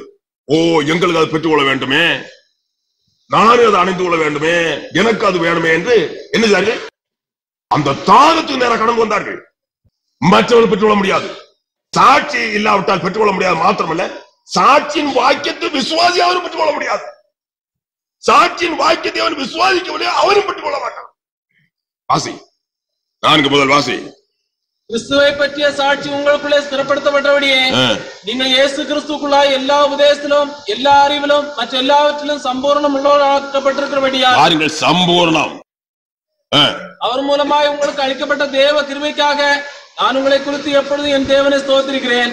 அப்படியே நீங்கள் யாதொரு வரத்திலும் குறைவில்லாதவர்களா. யாதொரு வரத்திலும் கூட குறைவில்லை, வரத்திலும் கூட குறைவில்லை. ஆதி கிறிஸ்தவர்கள் துண்டு உண்டு அறுக்கப்பட்டார்கள், நாடு கடத்தப்பட்டார்கள், பலவிதமான உபத்திரவங்கள் அடைந்து ஜெயில்வாசம் பண்ணப்பட்டு தத்த சாட்சிகளாக மரித்தார்கள், சித்திரவதையாக்கப்பட்டு உபத்திரவங்களை அனுபவித்து கிறிஸ்து இயேசுவாய் ஜீவனை விட்டார்கள். ஏன்? என்ன காரணம்? அவர்கள் இவ்விதமான உபத்திரவத்தையே எதிர்பார்த்தார்கள். உபத்திரவத்தை கண்டு பதுங்கினவர்கள் அல்ல, பயந்தவர்கள் அல்ல, ஓடுறவர்கள் அல்ல, ஒழித்தவர்கள் அல்ல, மறுதளித்தவர்கள் அல்ல. கர்த்தராகிய கிறிஸ்து இயேசு நாமத்திலே வருகிறார் உபத்திரவத்தை அவர்கள் எதிர்பார்த்தார்கள், அதே விரும்புகிறார்கள். அதற்கு நேராக இன்னும் முன்னேறி போனார்கள். ஏன் காரணம் என்ன? அவர்கள் தெய்வீக மனுஷர்கள். இன்றைக்கு தெய்வத்தை அடைந்து கொண்டவன் இவ்விதமான அனுபவத்தோடு உலகத்தில் ஜீவிக்கிறான். கிறிஸ்துவ நாமத்தில் என்ன அனுபவித்தாலும், என்ன அனுபவிக்க வேண்டி வந்தாலும், என்ன வந்தாலும் நான் அதை வரவேற்று கொண்டு மிகுந்த சந்தோஷத்தோடு அதை அனுபவிக்க என்னுடைய ஆண்டவர் அழைத்திருக்கிறார் என்று அறிந்து உலகத்தில் வாழுகிறேன். அதுவே எனக்கு பாக்கியத்தை, பரலோகத்தில் அதிகமான பாக்கியத்தை கொடுக்கும் அனுபவம் என்று அறிந்திருக்கிறார்கள். பரலோகத்தில் அதிக பாக்கியத்தை கொடுக்கும் இந்த அனுபவமாய் உபத்திரங்கள் என்று அறிந்திருக்கிறார்கள். ஆகினாலே அதை வரவேற்கிறார்கள். அதுக்கு நேராக இன்னும் முன்னேறி போகிறார்கள். ஏது நாமத்தை நான் என்ன அனுபவிக்க வேண்டாம், அது நான் எனக்கு அது பரலோகத்தில் அதிக பாக்கியத்தை கொடுக்கும், அதை நான் விரும்புகிறேன் என்றே உலகத்துல அதற்கண்டு வாழுகிறார்கள். ஒரு கூட்டம் ஜனங்களுக்கு இதெல்லாம் கேள்விப்படும் போது ரொம்ப கஷ்டமா இருக்கும். முடியுமா அனுபவிக்க வேணும். அனுபவம் என்ன? துன்பமே இன்பம் என்று எண்ணுகிறார்கள். துன்பமே இன்பம். கர்த்தராகிய கிறிஸ்து நாமத்திலே வருகிற உபத்திரவமே மேன்மை, மகிமை என்று எண்ணுகிறார்கள். அதிக பாக்கியத்தை பரலோகத்திலே எனக்கு கொடுக்க முடியாது, நல்ல சிநேகிதன் என்று எண்ணுகிறார் உபத்திரவத்தையே. கர்த்தருடைய தாசனாய் யோபு புழுவை குறித்து சொன்னா, என்னுடைய தாயின் சகோதரர் நன்றா சாப்பிடுங்கள் என்று புழுக்களை அவர்கள் அந்த கர்த்தருடைய தாசனாய யோபு புழுக்களை முறை கூறினது எப்படி? நீங்கள் என்னுடைய தாயின் சகோதரிகளும் நன்றா சாப்பிடுங்கள். தன்னுடைய மாமிசத்தை துறந்து தின்னுதான சாப்பிட்டுதான புழுக்களுக்கு சொந்தம் பாராட்டினது. நீங்கள் என்னுடைய தாயின் சகோதரமா இருக்கிற நன்றா சாப்பிடுங்கள் என்று தொடர்ந்து சாப்பிடுறது எதை? தன்னுடைய சரீரத்தை. அதுபோல இந்த துன்பத்தை உபத்திரவத்தை என்னுடைய சிநேகிதர்கள், நண்பர்கள் என்று கூறுகிறார்கள். ஆவிக்கிறவர்கள், தெய்வீக மனுஷர்கள், விசுவாசிகள் இந்த கொடிய உபத்திரவத்தையே சிநேகிதர்கள், என்னுடைய நண்பர்கள் என்று கூப்பிடுகிறார்கள், அழைக்கிறார்கள். ஏன்? பரலோகத்திலே அதிக பாக்கியத்தை கொடுக்க வைக்கிறதான சிநேகிதர்கள் இந்த துன்பங்கள், உபத்திரவங்கள் என்பது. என்ன ஆனந்தம், என்ன ஆனந்தம், என்ன சந்தோஷம், என்ன மகிழ்ச்சி. இனி இந்த உபத்திரம் வரும்போது அவர்களுக்கு இருக்கிற சந்தோஷத்தை பார்க்கலும் சந்தோஷம் பொங்கி பொங்கி பொங்கி பெருக ஆரம்பிக்கிறது. எதை விரும்புகிறார்கள்? சங்கடத்தையா சந்தோஷத்தையா? உலகத்துல உபத்திரம் இல்லாத இருக்கிற சமயத்துல அவர்களுடைய சந்தோஷம் அளவிட முடியாது. உபத்திரம் அவர்கள் கடந்து வரும்போது சந்தோஷம் பொங்கி பொங்கி பொங்கி பெருகி பெருகி பெருகி பெருகி பெருகி பெருகி சமுத்திரம் போல பெறுகிறது. எதை விரும்புகிறார்கள்? சந்தோஷத்தையா சங்கடத்தையா? என்ன சந்தோஷம், என்ன சந்தோஷம், என்ன சந்தோஷம். அவங்க மகிமை, துதியான மகிமை. இவ்விதமான அனுபவத்தை ஏன் ஆதி கிறிஸ்தவர்கள் பெற்றுக் கொண்டார்கள்? நல்ல மகிமையான சாட்சிகள் அவர்களுக்காக கொடுக்கப்பட்டது. கர்த்தர் அவருடைய சாட்சிகளை அதற்கென்று ஏற்படுத்தி இருந்தார். அந்த சாட்சியுடைய வாக்கியங்களை என்னதார்கள்? விசுவாசித்தார்கள். விசுவாசித்ததனால் ஏற்றுக்கொண்டார்கள். தங்களுக்குள்ள அதை ஸ்திரப்படுத்திக் கொண்டார்கள். அதை விட்டுவிடவில்லை, அதை தங்களுக்குள்ளே ஸ்திரப்படுத்திக் கொண்டார்கள். விசுவாசித்தார்கள், ஏற்றுக்கொண்டார்கள், ஸ்திரப்படுத்திக் கொண்டார்கள், பெற்றுக் கொண்டார்கள். பூர்ண ரட்சிப்பு. நான் பூர்ணமாக ரட்சிக்கப்பட்டிருக்கிறேன் என்று அவர்களுக்கு சாட்சி கொடுக்கப்பட்டது. கர்த்தருடைய சாட்சிகள் என்ன சொன்னார்கள்? நாங்கள் பூர்ண ரட்சிப்பு அடைந்திருக்கிறோம், உனக்கும் அதைத்தான் கர்த்தர் கொடுப்பார். நீ பூர்ண ரட்சிப்பை பெற்றிருக்கிறியா, அடைந்திருக்கிறியா என்று கேட்டார்கள். அப்போது மற்றவர்கள் கேள்விப்பட்ட அந்த பிரசங்கத்தை கேட்டவர்கள் என்ன செய்கிறார்கள்? அவருடைய அனுபவத்தை, ஜீவத்தை பார்க்கிறார்கள். சரிதான், பூர்ணம்தான், பூர்ணம்தான். சரியா பார்த்தார்கள். சாட்சியின் பாக்கியத்தை கேட்டார்கள். சரி, பூர்ண ரட்சிப்பு தானா? அந்த சாட்சி ஆட்களுடைய அனுபவத்தில் இருக்கிறது என்று கவனித்தார்கள். சரிதான், பூர்ண ரட்சிப்பு தான். ஓஹோ, கிறிஸ்து இயேசு என்னை அவ்விதமாக ரட்சிக்கிறவர் என்று விசுவாசித்தார்கள், எண்ணினார்கள், பெற்றுக் கொண்டார்கள். பூர்ண ரட்சிப்பை சாட்சியுடைய ஜீவத்தில் கண்டார்கள். ஆகினாலே தாங்கள் பெற்றுக்கொள்ள வேண்டும் என்று வாஞ்சித்தார்கள். தாகத்தோடு கேட்டு பெற்றுக் கொண்டார்கள். பெற்றிருக்கிறியா? அடுத்தபடி என்ன? பரிசுத்தத்திலே பூர்ணம். 2 கொரிந்தியர் 7:1 என்ன சொல்லப்பட்டிருக்கிறது? 2 கொரிந்தியர் 7:1 இப்படிப்பட்ட வாக்குத்தத்தங்கள் நமக்கு உண்டாயிருக்கிறபடியால் பிரியமானவர்களே, மாம்சத்துல ஆவியிலும் உண்டான எல்லா சுசியும் நீங்க நம்மை சுத்திகரித்துக் கொண்டு பரிசுத்தமாவதிலே தேவ பயத்தோட பூர்ணப்படுத்த கடவோம். பூர்ணமான பரிசுத்தமான சொந்தம் இருக்கிறியா? சாட்சி இன்னும் கேட்கவில்லையா? சாட்சி இன்னும் உனக்கு கொடுக்கப்படவில்லையா? இப்படிப்பட்ட வாக்கு தத்தங்கள் நமக்கு உண்டாயிருக்கிறபடியால் பிரியமானவர்களே, மாம்சத்திலும் ஆவியிலும் உண்டான அசுசி, எல்லா அசுசியும் நீங்க நம்ம சுத்திகரித்துக் கொண்டு பரிசுத்தமாவதிலே தேவ பயத்தோட பூர்ணப்படுத்த கடவோம். பூர்ணமான பரிசுத்தமாகுதல் என்ன சொன்னார்கள்? கர்த்தராகிய கிறிஸ்து இயேசு பூரணமா பரிசுத்தப்படுத்துகிறவர், பூரணமா பரிசுத்தப்படுத்துகிறவர். இதோ பாருன்னு காண்பித்தார்கள். பூரணமான பரிசுத்தவானை இதோ பாருன்னு காண்பித்தார்கள். அவருடைய ஜீவிதத்தில் அதை கண்டார்கள், தாங்களும் பெற்றுக் கொண்டார்கள். சாட்சியின் வாக்கியத்தை கேட்ட உடனே சரி, பூர்ணமான பரிசுத்தமாவதில் பூர்ண பரிசுத்தம் அந்த சாட்சியினுடைய ஜீவத்தில் இருக்கிறதா என்று பார்த்தார்கள். இருந்தது. தாங்கள் பெற்றுக்கொள்ள வேண்டும் வாஞ்சித்தார்கள், பெற்றுக் கொண்டார்கள். இப்படிப்பட்ட வாக்குத்தத்தங்கள் நமக்கு உண்டாயிருக்கிறபடினால் பிரியமானவர்களே, மாம்சத்திலும் ஆவியில் உண்டான எல்லா அசுசையும் நீங்க நம்ம சுத்திகரித்துக் கொண்டு பரிசுத்தமாதலை தேவ பயத்தோட பூர்ணப்படுத்த கடவோம். பூர்ணமான பரிசுத்தமாதலை பெற்றுக் கொள்வதை காரணமா இருந்த என்ன? கர்த்தருடைய சாட்சி, கர்த்தருடைய சாட்சிகள், கிறிஸ்துவை பற்றிய சாட்சிகள் நீ பெற்றிருக்கிறியா? பூர்ணமாக்கப்பட்ட நீதிமான்கள், பூர்ணமாக்கப்பட்ட நீதிமான்கள்.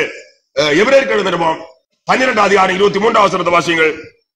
எபிரேயருக்கு எழுதின நிருபம் 12 அதிகாரம் 23 வசனம். பரலோகத்தில் பெயரெடுக்கிற முதல் பெயரானவர்களும் சர்வசங்கமாகிய சபையினிடத்திற்கும் யாவருக்கும் நியாயாதிபதியாகிய தேவனிடத்திற்கும் பூர்ணனாக்கப்பட்ட நீதிமான்களுடைய ஆவிகளிடத்திற்கும். பூர்ணனாக்கப்பட்ட நீதிமான்கள், பூர்ணனாக்கப்பட்ட நீதிமான்கள், பூர்ணனாக்கப்பட்டவர்கள். பூர்ணம் தெச்சிப்பில பூர்ணம், பரிசுத்தமாகிற பூர்ணம், நீதிமான்கள் என்றான அனுபவத்துல பூர்ணம், குறைவு கிடையாது, அறகுறை ஒன்று கிடையாது. இதான் சாட்சி. இவ்விதமான சாட்சிதான் ஆதி சபையிலையும் காணப்பட்டார்கள். இவ்விதமான சாட்சிகள் இருந்ததனாலும் அந்த சாட்சியின் வாக்கியங்களை விசுவாசித்தனாலும் பெற்றுக் கொண்டார்கள். சாட்சி இல்லாவிட்டாலும் பெற்றுக்கொள்ள முடியாது. சாட்சியின் வாக்கிய சாட்சி இருந்தும் சாட்சியின் வார்த்தைகளை வாக்கியங்களை விசுவாசியாமல் காணப்பட்டால் பெற்றுக்கொள்ள முடியாது. சரியானபடி அறிந்து கொள். கர்த்தராகிய கிறிஸ்து இயேசுவின் வருகை அது சீக்கிரம். சும்மா மோச்சம் பரலோகம் கொடுத்தா போக முடியாது. ஆதி கிறிஸ்து அனுபவத்தை யார் பெற்றிருக்கிறார்களோ அவர்தான் கிறிஸ்து இயேசுவின் வருகை கேட்ட ஆயத்தத்தோடு உலகத்தில் பிழைக்கிறார்கள். அவர்கள் தான் கிறிஸ்தவர்கள். அவர்கள் தான் கிறிஸ்தவர்கள். அவர்கள் தான் என்ன செய்கிறார்கள்? கிறிஸ்து இயேசுவின் வருகைக்கு ஏற்ற ஆயத்தத்தோடு உலகத்தில் வாழுகிறார்கள், பிழைக்கிறார்கள். கர்த்தராகிய கிறிஸ்து இயேசுவின் வருகையில என்ன செய்வார்கள்? அவரை தரிசிப்பார்கள். அவருக்கு ஏற்ற பரிசுத்தவான்களாக உலகத்தில் வாழுகிறவர்கள் அவரை தரிசிப்பார்கள். அவராலே சரீர மீட்பாகிய ரட்சிப்பையை சொந்தமாக்குவார்கள். சரீர மீட்பாய புத்திர சுவிகாரம் என்று சொல்லப்பட்டிருக்கிறது. ரட்சிப்பு என்று சொல்லப்பட்டிருக்கிறது. சரீர மீட்பாய ரட்சிப்பாகிய புத்திர சுவிகாரத்தை சொந்தமாக்குவார்கள் அல்லது மறுரூபமாக்கப்படுவார்கள். பரலோக ராஜ்யத்தில் பிரவேசிப்பார்கள். மற்றவர்கள் கைவிடப்பட்டு போவார்கள். உன்னுடைய அனுபவத்தை சரியா கண்டுபிடித்துக் கொள். அநேகர் என்ன எண்ணுகிறார்கள்? எவ்வளவு உபதேசம் கேட்டாலும் தங்களையே பார்ப்பார்கள், தங்கள் ஜீவியத்தையே பார்ப்பார்கள். தங்களை பார்த்து பலவீனப்பட்டு போவார்கள். கிறிஸ்துவே அல்ல, அவருடைய உபதேசத்தையும் அல்ல இவரை பார்க்கிறது, அல்லது சாட்சியையும் அல்ல. கிறிஸ்துவையும் அவருடைய வசனத்தையும் உபதேசத்தையும் அவரால் ஏற்படுத்தப்பட்ட சாட்சியம் இல்லை இவரை பார்க்கிற தங்களை பார்ப்பார்கள். நான் இத்தனை வருஷம் ஆனது ரட்சிக்கப்பட்டு, நான் ரட்சிக்கப்பட்டு இவ்வளவு வருஷம் ஆனது, ஞானஸ்நானம் பெற்றிருக்கிறேன். சில ஆட்கள் சொல்வார்கள் பரிசுத்தாவின் அபிஷேகம் பெற்றிருக்கிறேன். பரிசுத்தாவின் அபிஷேகம் குறித்த பேதத்தில் என்ன சொல்லப்படுகிறது? கீழ்படிகிறவர்களுக்கு கர்த்தரால் கொடுக்கப்படுகிற பரிசுத்த ஆவியானவர் தந்தருளப்படுகிற கீழ்படிந்தவர்களுக்கு கீழ்படிந்து போகும்படியாக ஒரு பலன் கொடுக்கப்படுகிறது. கீழ்படிந்து போக, கீழ்படியாம காட்டினா பரிசுத்தாவியர் போவார். இருபையில் காலத்தை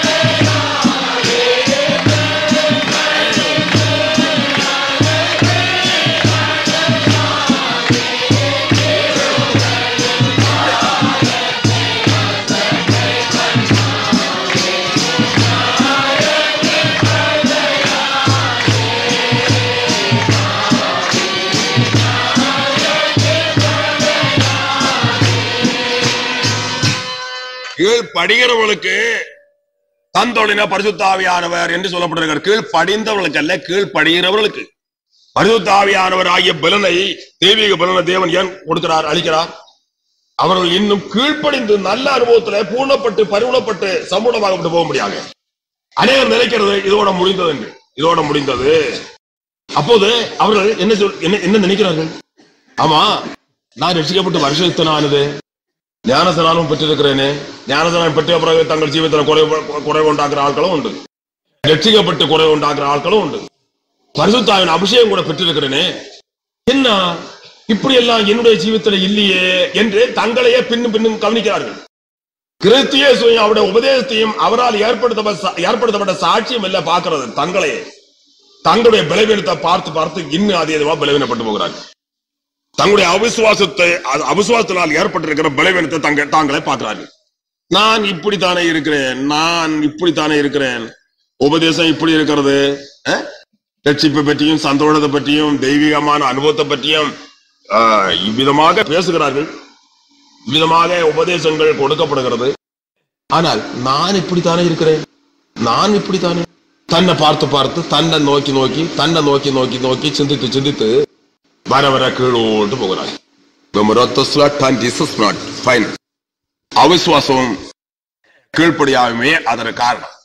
பின்னோட்டு போகிறார்கள், தங்களுடைய பலவீனத்தை நோக்கிறார்கள், இன்னும் பலவீனப்படுகிறார்கள். ஆனால் கிறிஸ்து இயேசுவையோ அவருடைய உபதேசத்தையோ அவருடைய சாட்சிகளை அல்ல அவர்கள் நோக்கி பார்க்கிறோம். விசுவாசம் என்ன செய்யறான்? கிறிஸ்து இயேசுவையும் அவருடைய உபதேசங்களையும் அவரால் ஏற்படுத்தப்பட்ட சாட்சியை நோக்கி பார்க்கிறார். அப்போது பலவீனம் நீங்கி புது பலன் அடைகிறார்.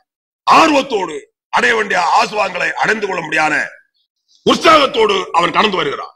உற்சாகத்தோடு விசுவாசத்தோடு அவன் காத்திருந்து ஜெபித்து விடாப்படியாக விண்ணப்பம் பண்ணி அவைகளை அடைந்து கொள்கிறான். உன்னுடைய அனுபவம் என்ன என்று கண்டுபிடித்துக் கொள், கவனித்துக் கொள். கர்த்தராகிய இயேசு கிறிஸ்துவின் வருகை அதி சீக்கிரம் என்பதை அறிந்து கொள்ளுங்கள்.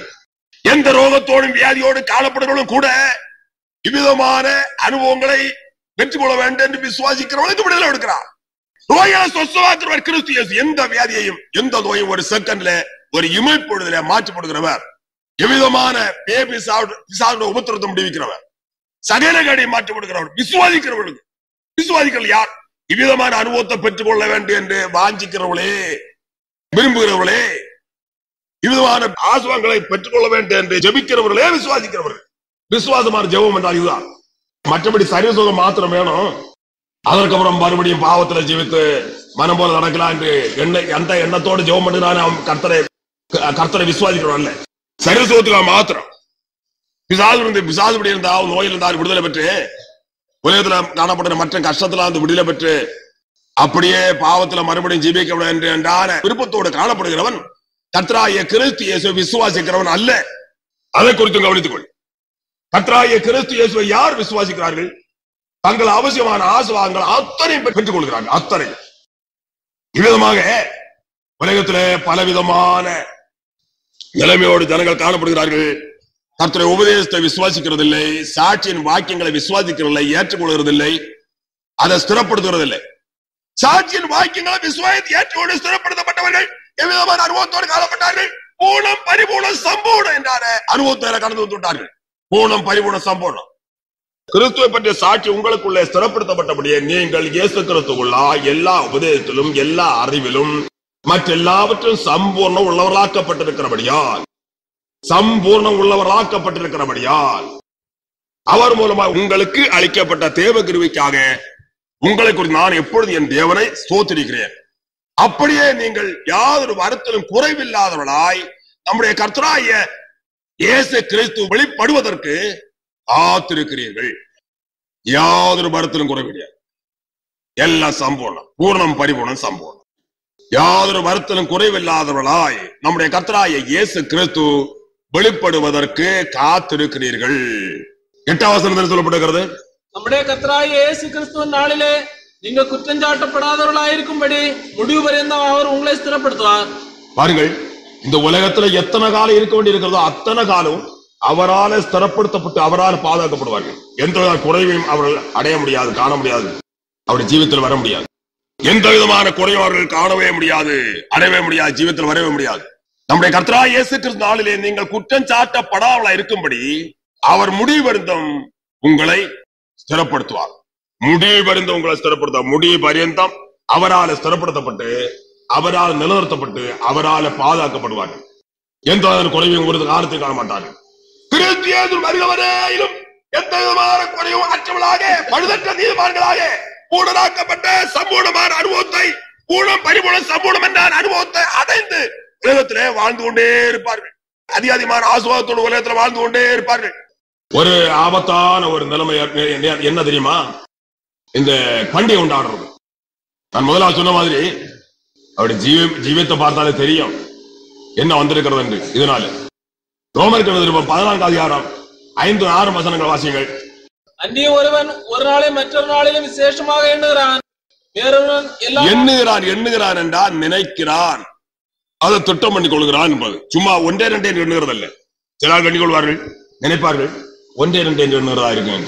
எண்ணம் எண்ணுகிறான் என்றால் அதை நினைக்கிறான், அதை உறுதிப்படுத்திக் கொள்கிறான் என்று. அன்றியும் ஒருவன் ஒரு நாளை மற்றொரு நாளிலும் விசேஷமாக, அன்றியும் ஒருவன் ஒரு நாளை மற்றொரு நாளிலும் விசேஷமாக எண்ணுகிறான், வேறொருவன் எல்லா நாட்களையும் சரியாக எண்ணுகிறான், வேறொருவன் எல்லா நாட்களையும் ஒன்று போல நினைத்துக் கொள்கிறான். அவன் தன் மனதிலே முழு நிச்சயத்தை உடையவனாய் இருக்க கடவன். சில ஆட்கள் எல்லா நாளையும் ஒன்று போல, பண்டிகை நாளையும் மற்ற நாள்கள் ஒன்று போல நினைக்கிறார்கள். விசேஷமாக அவர்கள் எல்லாரும் நினைக்கிறதில்லை. அநேகர் விசேஷம் நினைக்கிறார்கள், மற்றொரு விசேஷம் நினைக்கிறதில்லை என்று. பிறகு அவனவன் தன் மனதிலே முழு நிச்சயத்தை உடையவனாய் இருக்க கடவன். அவனவன் தன் மனதிலே முழு நிச்சயத்துடையவனாய் இருக்கிறவன். பிறகு நாட்களை விசேஷித்துக் கொள்ளுகிறவன் கர்த்தருக்கு விசேஷித்துக் கொள்ளுகிறான். நாட்களை அல்ல பண்டிகையை விசேஷித்துக் கொள்கிறவன் கர்த்தர் என்று விசேஷித்துக் கொள்கிறான். நாட்களை விசேஷித்துக் கொள்ளாதவனும் கர்த்தருக்கு விசேஷித்துக் கொள்ளாதிருக்கிறான். புசிக்கிறவனும் தேவனுக்கு ஸ்தோத்திரம் செலுத்துறபடியால் கர்த்தருக்கு புசிக்கிறான். என்ன புசிக்கிறது? பண்டிகை கொண்டாட்டமாய் புசிப்பத்தான் சொல்றது. பண்டிகை கொண்டாட்டமாய புசிப்பை குறித்து சொல்கிறது. அப்படி புசிக்கிறவனும் தேவனை ஸ்தோத்திரம் பண்ணுகிறபடியால் கர்த்தர் என்று புசிக்கிறான். பிறகு புசியாதிருக்கிறவனும் கர்த்தருக்கு புசியாதிருந்து தேவனுக்கு ஸ்தோத்திரம் செலுத்துகிறான். அதனால இந்த கற்பனையோட பொருள் என்ன தெரியுமா? கொலோசருக்கு 2 அதிகாரம் 16-17 வசனம் வாசிக்கும் போது அது இதனுடைய பொருள் என்ன அங்க அது தெளிவாக காட்டும்.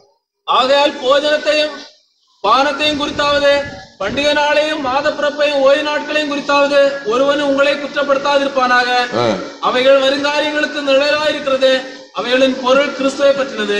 அவைகள் வரும் காரியங்களின் நிழலா இருக்கிறது, அவைகளின் பொருள் கிறிஸ்துவை பற்றினது. இங்க வாசித்த வசனத்தில் சொல்லப்படுகிறது 16 வசனத்தில் என்ன? ஆகையால் போஜனத்தையும் பானத்தையும் குறித்தாவது, பண்டிகை நாளையும் மாத பிறப்பையும் ஓய்வு நாட்களையும் குறித்தாவது, போஜனத்தையும் அந்த விசேஷமான அந்த பண்டிகை சாப்பிடுகிற சாப்பாடை குறித்தாவது, பானத்தை குறித்தாவது, பண்டிகை குறித்தாவது, மாத பிறப்பை குறித்தாவது, ஓய்வு நாட்களை குறித்தாவது ஒருவன் உங்களை குற்றப்படுத்தாதிருப்பானாக. குற்றப்படுத்துறது ஒருவன் சட்டம் இல்லை, குற்றப்படுத்தக்கூடாது. ஏன்? அவைகள் வருங்காரியங்களுக்கு நிழலாயிருக்கிறது. வருங்காரியங்களின் நிழல் இது. நிழலை வெளிப்படுத்தி காண்பிக்க வேண்டியத உத்தரவாதம் விசுவாசிகளுக்கு, ஆவிக்கிறவர்களுக்கு உண்டு. நிழல் வரப்போகிறான பொருளை வெளிப்படுத்தி காண்பிக்கிறார்கள் இந்த நிழலை கொண்டு என்பது. ரோமர் 14 அதிகாரம் 6 வசனத்துல என்ன? போதனத்தை குறித்தாவது, போதனத்தையும் பானத்தையும் குறித்தாவது, மற்றும் விசேஷமாக எண்ணுகிற நாளை குறித்தாவது என்ன சொல்லப்படுகிறது? ஒருவன் விசேஷமாக எண்ணினா எண்ணிக்கொண்டிருக்கணும், மற்றவன் என்ன வந்தா என்ன இருக்கட்டும் என்று. இது பண்டிகை கொண்டாடித்தான் ஆகணும் என்று சொல்லும் போது என்ன வருது தெரியுமா? அநேகருக்கு கைக்கொள்ள கூடாத கட்டளையா இருக்கும். சில சமயங்களில் கைக்கொள்ள கூடாத கட்டளை. ஒரு வியாதி படுக்கலை இருக்கிறான், பண்டிகை கொண்டாடுவானா? முடியுமா? அப்பதான் கட்டளை மீறுகிறது ஆகும். இனி வேலை என்று வரும்போது ஒரு கூட்டம் ஜனங்கள் அந்த கட்டளையை கைக்கொள்ளாத நிலைமை ஏற்படும். ஒரு கூட்டம் ஜனங்களுடைய அனுபவம்னா, ஒன்று அன்றைக்கு இருக்காது, ஏழைகளா இருப்பார்கள். ஒன்று அன்றைக்கு விசேஷமான சாப்பாட்டுக்கு ஒன்று இருக்காது, சாதாரண சாப்பாட்டு தான் இருக்கும். ஏழைகளா இருப்பார்கள். அவர் என்ன எண்ணுவார்கள்? ஐயோ, பண்டிகை கொண்டாடவில்லையே, இந்த நாளை விசேஷ நாளாக எண்ணவில்லையே, தேவனுடைய கற்பனை இப்படி இருக்கிறதே, நான் கைக்கொள்ளவில்லையே, நான் மீறி விட்டேனே என்று கதற ஆரம்பிப்பார்கள். அடுத்தபடியாக வியாதி படுக்கையில் இருக்கிறவனுக்கு கொண்டாட முடியாது. அவன் படுக்கையில் இருந்து கதறுவான், ஐயோ நான் ரட்சிக்கப்பட்டிருக்கிறேனே, இந்த கட்டளைக்கு நான் கீழ்ப்படியாம எனக்கு இது வந்து போனதே, நான் மீறுதல் செய்து விட்டேனே, பண்ணி விட்டேனே என்று அவனும் வியாகுலப்பட்டு கதறுவான். உபவாசம் இருக்க வேண்டி இருக்கிறது நான் சொன்ன மாதிரி. அப்போது இந்த கட்டளைக்கு மீறுகிறது ஆகும். அப்படி பார்க்கும் போது வேத புஸ்தகம் நாம் வாசிக்கும் போது மனிதனால சுமக்க கூடாத யாதொன்றையும், கைக்கொள்ள கூடாத யாதொன்றையும், மனுஷனுக்கு பாரமாக தோன்ற யாதொன்றை கர்த்தர் ஏற்படுத்தவே மாட்டார், படுத்துறதும் இல்லை, படுத்த போறதும் இல்லை. வேதபுஸ்தகத்துல வாசிக்கும் போது மனுஷனால கைக்கொள்ள கூடாத கட்டளை ஒன்று கிடையாது. மனுஷனால் கைக்கொள்ள கூடாததாவது மனுஷனுக்கு பாரமாக தோன்றதாவது ஒன்று கிடையாது. தேவன் எல்லாவற்றையும் முன்னதாக காண்கிறவர், அறிகிறவர். மற்றபடி இதையும் வைத்துக் கொண்டு அப்படி மனம் போல நடந்து கொள்ளலாம், விசேட நாள் வேண்டாம், அதை எண்ண வேண்டாம், அதை அற்பமா எண்ணிக்கொண்டு உலகத்தில் நடக்கலாம் என்பது அல்ல. என்ன சொல்லுகிறார்களாம்? நான் முதலாக சொல்ற சாத்தானால் வஞ்சிக்கப்பட்டு கண் குருடாக்கப்பட்டு போனார்கள். ஆவிகிற கண்கள் ஒன்று கிடையாது. என்ன அது? அந்த நாள் எங்களுக்கு தெரியாது, அதனால அது முடியாது, வேண்டாம். நாள் தெரியாதாம். கிறிஸ்து இயேசு உலகத்தில் அவதாரப்பட்ட நாள் அவர்களுக்கு தெரியாது. ஏன் நாள் என்று தெரியாது, அதனால வேண்டாமா. கிறிஸ்து இயேசு உலகத்தில் அவதாரம் எடுத்தார் நம்பிக்கை உண்டு, அது கூட இல்லை. அது கருத்தது. கிறிஸ்து இயேசு உலகத்தில் அவதாரம் எடுத்தார் என்ற நம்பிக்கை கூட அவங்களுக்கு கிடையாது. அது அர்த்தம் தான், வேற ஒன்று இல்லை. ஆகையினாலே சாத்தானால வஞ்சிக்கப்பட்டு கெட்டு அழிந்து போனார்கள். எவ்வளவு துணிகரமா பேசுகிறார்கள் பாருங்க. என்னிடத்தில் ஒருவன் பேசவில்லை. அநேகர் இவ்விதமாக கெட்டு போனார்கள். அலங்கரிக்கிற விஷயம் என்ன சொல்லுகிறார்களாம்? அலங்கரிக்கிறது பெரிய தப்பு. புறம்பான அலங்கரிப்பு மனுஷனுக்கு உண்டாயிருக்க நகை நட்டினாலே வெளியேறப்பட்ட வஸ்திரத்தினால் உள்ள அலங்கரிப்பு, புறம்பான அலங்கரிப்பு அது மனுஷனுக்கு உண்டாயிருக்க. அப்படி செய்யக்கூடாது. புறம்பான அலங்கரிப்பு மனுஷனுக்கு தகாது என்று கர்த்தர் வேதத்தை சொல்லியிருக்கிறார். இதை வைத்துக் கொண்டு கிறிஸ்துமஸுக்காவது ஒரு கன்வென்ஷனுக்காவது மற்ற காரியத்துக்காவது மற்ற நாட்கள்லயாவது அலங்காரம் வேண்டாம், அது பெரிய தப்பு. இதான் இன்னொரு வஞ்சகம். என்ன தெரியுமா? சாத்தானால் வஞ்சிக்கப்பட்டு போன வஞ்சகம் என்ன? கர்த்தர் உலகத்துள்ள சகல பூண்டுகளையும் சகல செடி கொடிகளையும் சகல விருட்சங்களையும் மனுஷர்களையும் மற்றும் சகல பிராணிகள் எல்லாவற்றையும் தமது நாமத்துக்கு மகிமைக்கென்று சுட்டித்திருக்கிறார்.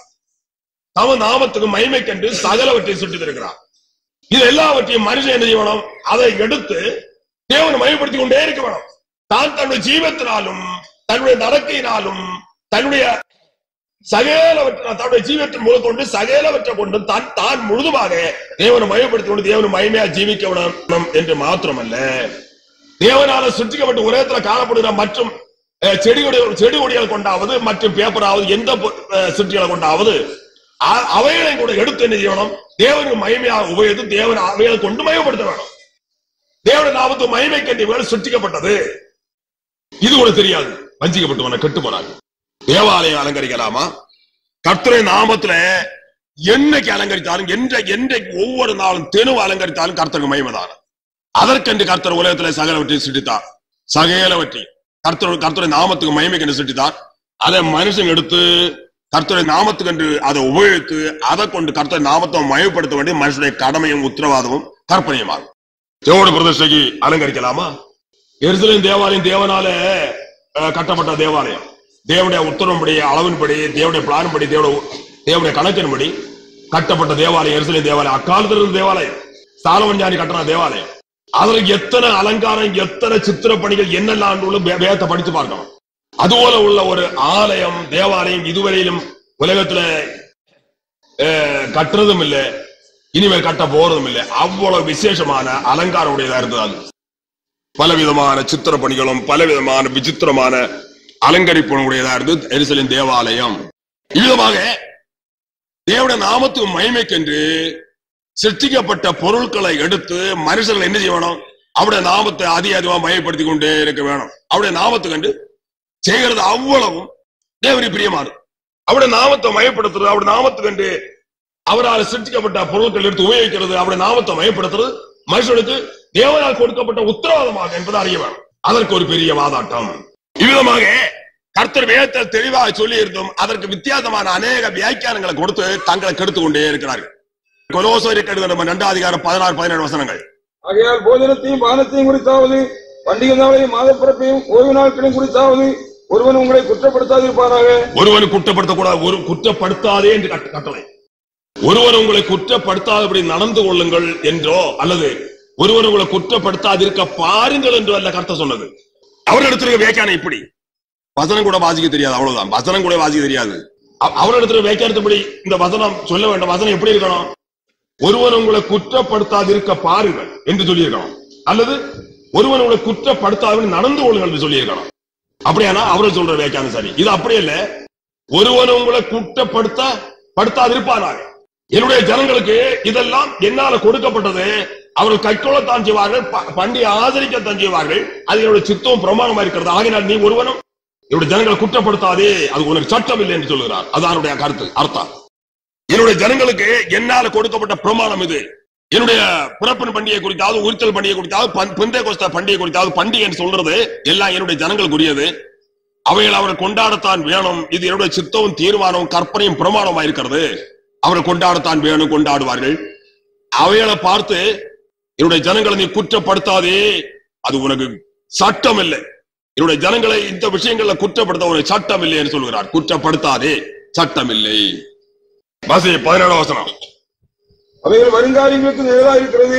அவைகள் வருங்காரியங்களும் நிழலா இருக்கிறது. அவைகளின் பொருள் கிறிஸ்துவை பற்றினது. இன்னும் அநேக காரியங்கள் வர வேண்டி இருக்கிறது. அதற்கு நிழலாக காணப்படுகிறது இவைகள். வரப்போகிறதான பொருளை வெளிப்படுத்தி காண்பிக்கிற நிழலை, இந்த நிழலை கொண்டு வெளிப்படுத்தி காண்பிக்கிற சாட்சிகளா இருக்கிறார்கள் விசுவாசிகள் அல்லது தேவனுடைய ஜனங்கள். அவைகள் பொருள் கிறிஸ்துவை பற்றினது. கிறிஸ்துவ பற்றின பொருள் இது, விளையாட்டு அல்ல. கிறிஸ்துவ பற்றின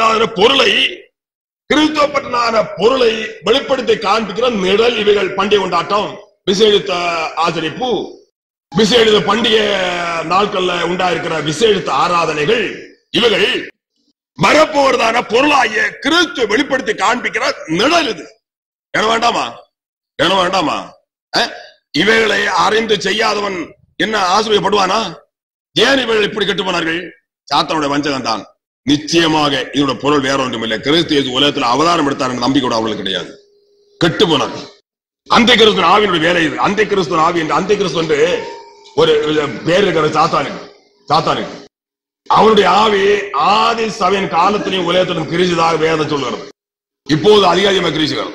அந்த கிறிஸ்துவின் ஆவியினாலே இவர்கள் கெட்டு போனார்கள், வஞ்சிக்கப்பட்டு துளைந்தார்கள் என்பது பொருள். இவ்விதமாக பண்டிகை கொண்டாட்டமாவது, விசேஷ சாப்பாடாவது, பண்டிகை நாட்கள்ல வைக்கிறதான விசேஷமான ஆராதனையாவது என்ன? கிறிஸ்துவை பற்றினதான பொருளை வெளிப்படுத்தி காண்பிக்கிற நிழலையாகும். வரப்போகிறதான பொருளாகிய கிறிஸ்துவை வெளிப்படுத்தி காண்பிக்கிற நிழலாய் இவைகளை விட்டுக்கொண்டு மனம்போது நடக்கிறவன் என்ன செய்கிறான்? அவருடைய உத்தரவாதத்தை மீறி, கர்த்தரால் கொடுக்கப்பட்ட கற்பனையை அவன் மீறி, கர்த்தருடைய பிரமாணங்களை அவன் புறக்கணித்துக் கொண்டு தங்களுக்கு வரும் ஆசுவாங்களை தடுத்து அதை அழித்து சாத்தானுக்கு இடம் கொடுத்து தன்னை கெடுத்துக் கொள்கிறான். வஞ்சிக்கப்பட்டு போகிறான் சாத்தானாலே. வரப்போகிறதான கிறிஸ்துவ பற்றான பொருளை வெளிப்படுத்தி காண்பிக்கும் நிழலாகிய இவளை கொண்டு அவன் வெளிப்படுத்தி காண்பிக்கிற உத்தரவாதியா சாட்சியா உலகத்தில் ஜீவிக்க வேணும். இது மாற்றமில்லாத கர்த்தருடைய கற்பனையும் பிரமாணமாகும். வரப்போகிறதான பொருளுடைய நிழல் இது. அதன் பொருள் கிறிஸ்துவ பண்ணது. அப்போது வரப்போறது என்ன? இனி என்ன வரப்போறது? கர்த்தராகிய இயேசு கிறிஸ்து தமது பரிசுத்தவான்களை சேர்த்துக் கொள்ள முடியாது வரப்போகிறார் என்பதான அந்த பொருளை வெளிப்படுத்தி காண்பிக்கிறார்கள். இந்த நிழலாகிய இந்த பண்டிகை கொண்டாட்டத்தை கொண்டாவது அல்லது இந்த விசேஷமான பண்டிகையின் ஆராதனை கொண்டாவது கிறிஸ்து இயேசு வருகையை வெளிப்படுத்தி காண்பிக்கிறார்கள். பரிசுத்தவான்களை கிறிஸ்து இயேசு எடுத்துக்கொள்ள முடியாது, சேர்த்துக் கொள்ள முடியாது, விரைவாய் வெளிப்பட போகிறார் என்றாரு அந்த நிழலை வெளிப்படுத்தி காண்பிக்கிறார்கள். இந்த பொருளாகிய இவைகளை கொண்டு பண்டிகை கொண்டாட்டம், பண்டிகையில உள்ள விசேஷமான ஆராதனை இவைகளை கொண்டு அடுத்தபடியாக கிறிஸ்து இயேசு வரும்போது என்ன செய்கிறார்கள்? பரிசுத்தவான்கள் புத்திர சிவிகாரமாகிய சரீரமைப்பை அடைந்து கொள்வார்கள் என்பதை குறித்து வெளிப்படுத்துகிறார்கள். இங்கே அதுக்கப்புறம் என்ன? பரிசுத்தவான்கள் கர்த்தராகிய கிறிஸ்து இயேசுவால் எடுத்துக் கொள்ளப்பட்டு மத்திய ஆகாசத்திலே உபத்திரவம் காலத்திலே ஆதரிக்கப்படுவார்கள், ஏற்றப்படுவார்கள், சந்தோஷமாக சுகித்துக் கொண்டிருப்பார்கள் என்பதை குறித்து வெளிப்படுத்துகிறார்கள். இவைகளை கொண்டு வேண்டாமா? கர்த்தராகிய இயேசு கிறிஸ்து அதற்கு பண்ணுகிறார். 1000 வருஷம் அரசாட்சிக்காக பூர்வத்தோட போகிறார். அவைகளை வெளிப்படுத்தி காண்பிக்கிற நிழல் இதாகும். என்ன வேண்டாமா? என்ன மகிமையான நிழல், என்ன மகிமையான நிழல், என்ன மகிமையான பண்டிகை கொண்டாட்டமாகிய நிழல், என்ன மகிமையான விசேஷித்த ஆசரிப்பாகிய நிழல், என்ன மகிமையான பண்டிகை நாட்கள்ல விசேஷித்த ஆராதனைகள் ஆகிய நிழல், என்ன மகிமையான நிழல். அதற்கப்புறம் கர்த்தராகிய இயேசு கிறிஸ்து என்ன செய்யறார்? பரலோக ராஜ்யத்தை தமது பரிசுத்தவான்களுக்கு கொடுக்க போகிறார்.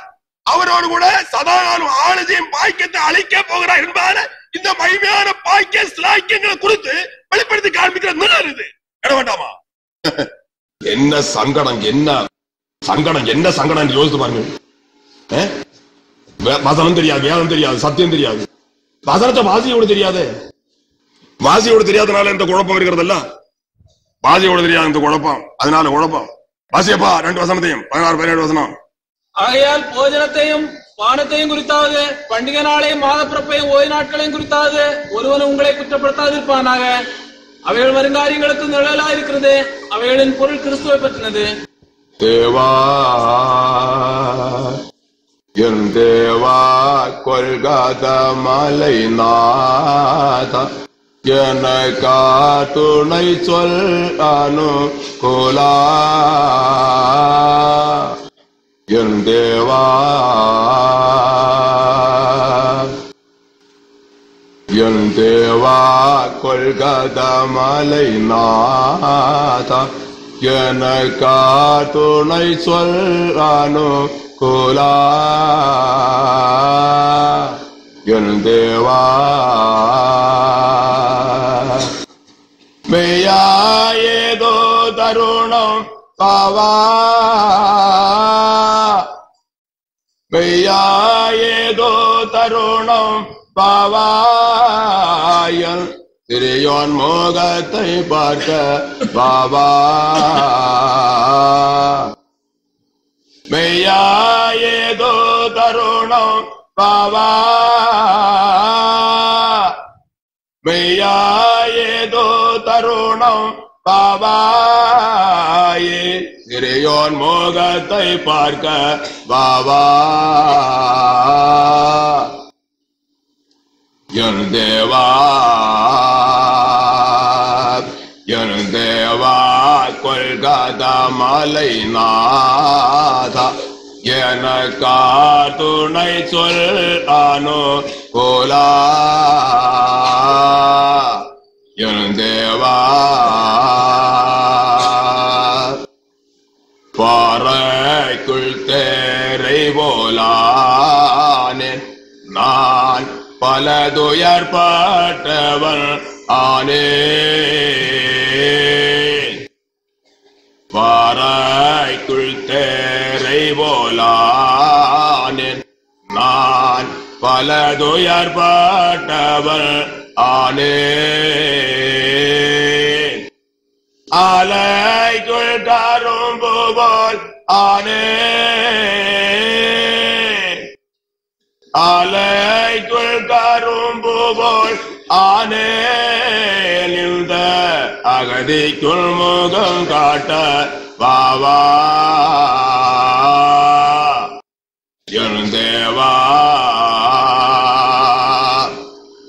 என் தேவா கொல்கத மலை நாதா எனக்கா துணை சொல் அனுகூலா என் தேவா பலரும் பலது சொல்லியேத்து என்னை அளவாய் துரும்பு போல் ஆய்த்து பலரும் பலது சொல்லியேத்து என்னை அளவாய் துரும்பு போல் ஆய்த்து தொலையாத கவலைக்குள் மாய்த்து தொலையாத கவலைக்குள் மாய்த்து என்னை துரத்து விட்டாகதியை பார்த்து என் தேவா என் தேவா கொல்கத மலை நாதா எனக்கா துணை சொல் அனுகூலா என் தேவா பெற்றோர் என்னை கைவிட்ட போதும் என் பிறவிகள் மறந்திட்ட போதும்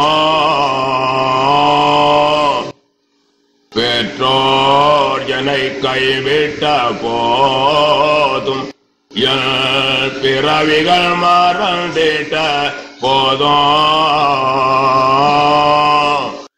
மற்றோர்கள் இறங்காத போதும் மற்றோர்கள் இறங்காத போதும் எல்லை மறவாத நேசர நீர் பாரும் தேவா என் தேவா கொல்கதா மலை நாதா எனக்கார் துணை சொல் அனு கோலா என் தேவா நமக்கு மகிமை துதிகன மகிமை ஆசைகள் 2 வசனம் செய்யணும் நேராகிவிட்டது. ஆகையால் போஜனத்தையும் வானத்தையும் குறித்தாவது பண்டிகை நாளையும் மாத பிறப்பையும் ஓய்வு நாட்களையும் குறித்தாவது ஒருவன் உங்களை குற்றப்படுத்தாதிருப்பானாக. அவைகள் வருங்காரியங்களுக்கு நிழலாயிருக்கிறது. அவைகளின் பொருள் கிறிஸ்துவை பற்றினது. அவைகளின் பொருள் கிறிஸ்துவை பற்றினது. வரப்போறதான நிழலாய கிறிஸ்துவை வெளிப்படுத்தும் காண்பிக்கும் வரப்போகிறவராய பொருளாய கிறிஸ்துவை வரப்போகிறவராய பொருளாய கிறிஸ்துவை வெளிப்படுத்தி காண்பிக்கும் நிழலான இவைகளை எவன் விட்டு கொண்டு போகிறானோ ஆபத்து தான் ஆபத்து. அவன் விசுவாசத்திலிருந்து விழுந்தான், அவன் வழிவரை போனான், சாத்தானால் வஞ்சிக்கப்பட்டு போறான், கெட்டு போறான் என்பது. அதற்கப்புறம் இதை பற்றி நீ பேச இதற்கப்புறம் விஸ்தாரம் பேச இப்ப சமயம் இல்லை. ஆகினாலே அவரவரின் ஜாக்கிரதையா கண்டுபிடித்துக் கொள்ளுங்கள். கர்த்தராகிய கிறிஸ்து இயேசு அவருடைய அளவில்லாத கிருபையினால் இரக்கத்தினாலும் அளவில்லாத எல்லையில்லாத சிநேகத்தினால் அன்பினாலும் சபைக்கும் மற்றவர்களுக்கும் உலக அனைத்துக்கும் என்னென்ன தேவையோ எல்லாவற்றையும் பேசுகிறார், அறிவிக்கிறார், போதித்துக் கொண்டே இருக்கிறார். அவைகளை யார் விசுவாசிக்கிறார்களோ அவர்கள் பாய்க்கவான்களா மாறுவார்கள். சரியானபடி கண்டுபிடித்துக் கொள்ளுங்கள். ஒவ்வொரு சமயத்திலும் கர்த்தர் பேசி அறிவிக்கிறதான வார்த்தையை விசுவாசித்து அனுபவங்களை பெற்றுக் கொள்ள முடியாத ஜாக்கிரதையாருங்கள், எச்சரிக்கையாருங்கள், விழிப்பாருங்கள். அப்படியானால் நீங்கள் பாக்கியவான்களா இருப்பீர்கள். ஆண்களும் பெண்களும் சிறியோர் பெரியோர் அத்தனை பேரும் பாக்கியவான்களா மாறுவீர்கள். கர்த்தராகிய இயேசு கிறிஸ்துவின் வருகிறவரையிலும் உலகத்திலே அவரால் பாதுகாக்கப்பட்டு வழிநடத்தப்பட்டு ஆசிரியப்பட்டு அளவில்லாத ஏராளமான தாளமான ஆசுவாங்களோடு உலகத்திலே காணப்பட்டு பரலோக ராஜ்யத்துக்கு ஏற்ற ஆசுவாங்கள் கூட ஏராளமான பெற்று அனுபவித்து மகிமையாக மகிழ்ச்சியாக ஆதி கிறிஸ்துவ போன்ற அனுபவத்தோடு உலகத்தில் வாழ்ந்து ஜீவித்து கிரி செய்து கர்த்தராகிய இயேசு கிறிஸ்து வருகையில அவருக்கேற்ற பரிசுத்தவான்களை அவர் தரிசிப்பீர்கள். பரலோக ராஜ்யத்தில் பிரவேசிப்பீர்கள். அவர்களோட சதாகால ஆளுசையும் பாக்கியத்தை சொந்தமாக்கிக் கொள்வீர்கள். கேட்ட உபதேசத்தை விசுவாசித்து தங்கள் அவசியமான ஆசுவாங்களை உடனே பெற்றுக் கொள்ள முடியாது. விசுவாசத்தோடு சில நிமிஷம் ஜெபம் பண்ணுவோம். கர்த்தர் ஆசீர்வதிப்பாராமே. அன்புள்ள பிதாவே, ஸ்தோத்திரம். நல்ல பிதாவே, ஸ்தோத்திரிக்கிறோம். அன்புக்காக சிநேகத்துக்காக ஸ்தோத்திரம் செலுத்துறோம் பிதாவே. நேத்து பேசி அறிவித்த திருவார்த்தைகளுக்காக ஸ்தோத்திரம். கேட்டதான ஜனங்கள் விசுவாசத்தோடு அவைகளை ஏற்றுக்கொண்டு அனுபவங்கள் அடைந்து ஆசிரியப்பட்ட உலகத்தில் வாழும்படி அனுக்கிற ஜீவனம் பிதாவே. சாட்சியின் வாய்களை விசுவாசத்தை ஸ்திரப்படுத்திக் கொண்டு ஆதிக்கிறிஸ்துவ போன்ற அனுபவத்தோடு சகல ஆசுவங்கள் அடைந்து உலகத்தில் வாழத்தக்கதாக வரிக்கை நாயத்தோடு பழையத்தக்கதாக இவர் ஆசுவங்கள் ஏராளத்தமாக பெற்று செல்வமாய் வாழத்தக்கதாக ஜனங்கள் எல்லாரும் கிருபையும்படியே கெஞ்சுறோம் பிதாவே. அடையாளங்களை அப்படி நாமத்தை மையப்படுத்தணும், சகல வாக்குகளும் நிறைவேற்றலும் வீடு போற ஜனங்களை கொண்டு காத்தணும் பிதாவே. ஜனங்களை கண்மணி போல பார்த்து வழிநடத்தி நாமத்தை மையப்படுத்திக் கொண்டிருக்கிற அன்புக்காக ஸ்தோத்திரம் ஸ்தோத்திரம். இன்னும் அதிகமாக பார்த்து வழிநடத்த சித்தோடு அன்புக்காக ஸ்தோத்திரம் செலுத்துறோம் பிதாவே. தூதன்மாரோட பாதத்து வருகிற அன்புக்காக அன்பு செயலுக்காக ஸ்தோத்திரம். இன்று நாள் பாதத்தில் ஸ்தோத்திரம் பாதுகாப்பு போறதுக்காக ஸ்தோத்திரிக்கிறோம். ஏராளமான தூதன்மார் அன்பு காத்தலும் ஜனங்கள் போகிறவர்கள் எல்லாம் மகிமையான விசேஷமான பாதுகாப்பு கட்டளை நம்முடைய கெஞ்சிரோம் பிதாவே. பிரயாணத்தில் கூட இருந்த கெஞ்சிரோம். ஊரம் பிராணிகள் மூலம் விஷயங்கள் மூலம் பொல்லாத ஆவிகள் பொல்லாத ஜனங்கள் துஷ்ட ஜனங்கள் திருடமாறு மூலமோ மற்றும் ஜந்துக்கள் மூலமோ அன்புள்ள பிதாவே கால மாற்றத்தினாலோ வியாதியில் உண்டாக அணுக்களினாலும் மழையினாலும் மஞ்சனாலும் எந்த விதமான சேதங்கள் அணுகாபடி குழந்தைகள் எல்லாரும் கண்மணி போல பார்த்து வழிநடத்த முடியாது கெஞ்சிரோம் பிதாவே. ஒரு ஜலதோஷமா மற்றும் கேட்டவர்கள் ஒன்றும் எந்த விதமான சேதம் அணுகாபடி முக்களை மறைத்து ரத்தோள மறைத்து அந்த மறைத்து பார்த்து வழிநடத்த முடியாது கெஞ்சிரோம் பிதாவே. சுற்றில் ஐக்கியப்படாது காத்தலும் உங்க நாமத்தை மையப்படுத்த வாகன வசலம் கட்டளட்டலும் சந்தோஷ சமாரத்தோடு மகிழ்ச்சியோடு தங்கள் இல்லங்களே குறிக்கப்பட்ட சமயத்தில் செஞ்சு அனுக்கிறம் செய்யணும் பிதாவே. எல்லா குடும்பங்களும் தங்கி வாசம் பண்ணி அளவில்லாத ஆசமாக கட்டளோட நாமத்தை மையப்படுத்தணும், வரைகள் ஆயத்தப்படுத்திக்கணும். குழந்தைகள் சொல்லி எல்லாரோடும் விசேஷ பாதுகாப்பு எப்போதும் இடவிடாமல் உண்டாயிருக்க கெஞ்சிரும். காத்தோட நாமத்தை மையப்படுத்தணும். கிருபையாரன் தேவார் மேல் பரியேசு நாமத்தில் ஜெபங்கள் அன்புள்ள பிதாவே. கர்த்தராகிய இயேசு கிறிஸ்துவின் கிருபையும் தேவனுடைய அன்பும் பரிசுத்த ஆவியானுடைய ஐக்கியம் நம்ம சமணத்தோடும் கூட இருப்பதாக. ஆமென்.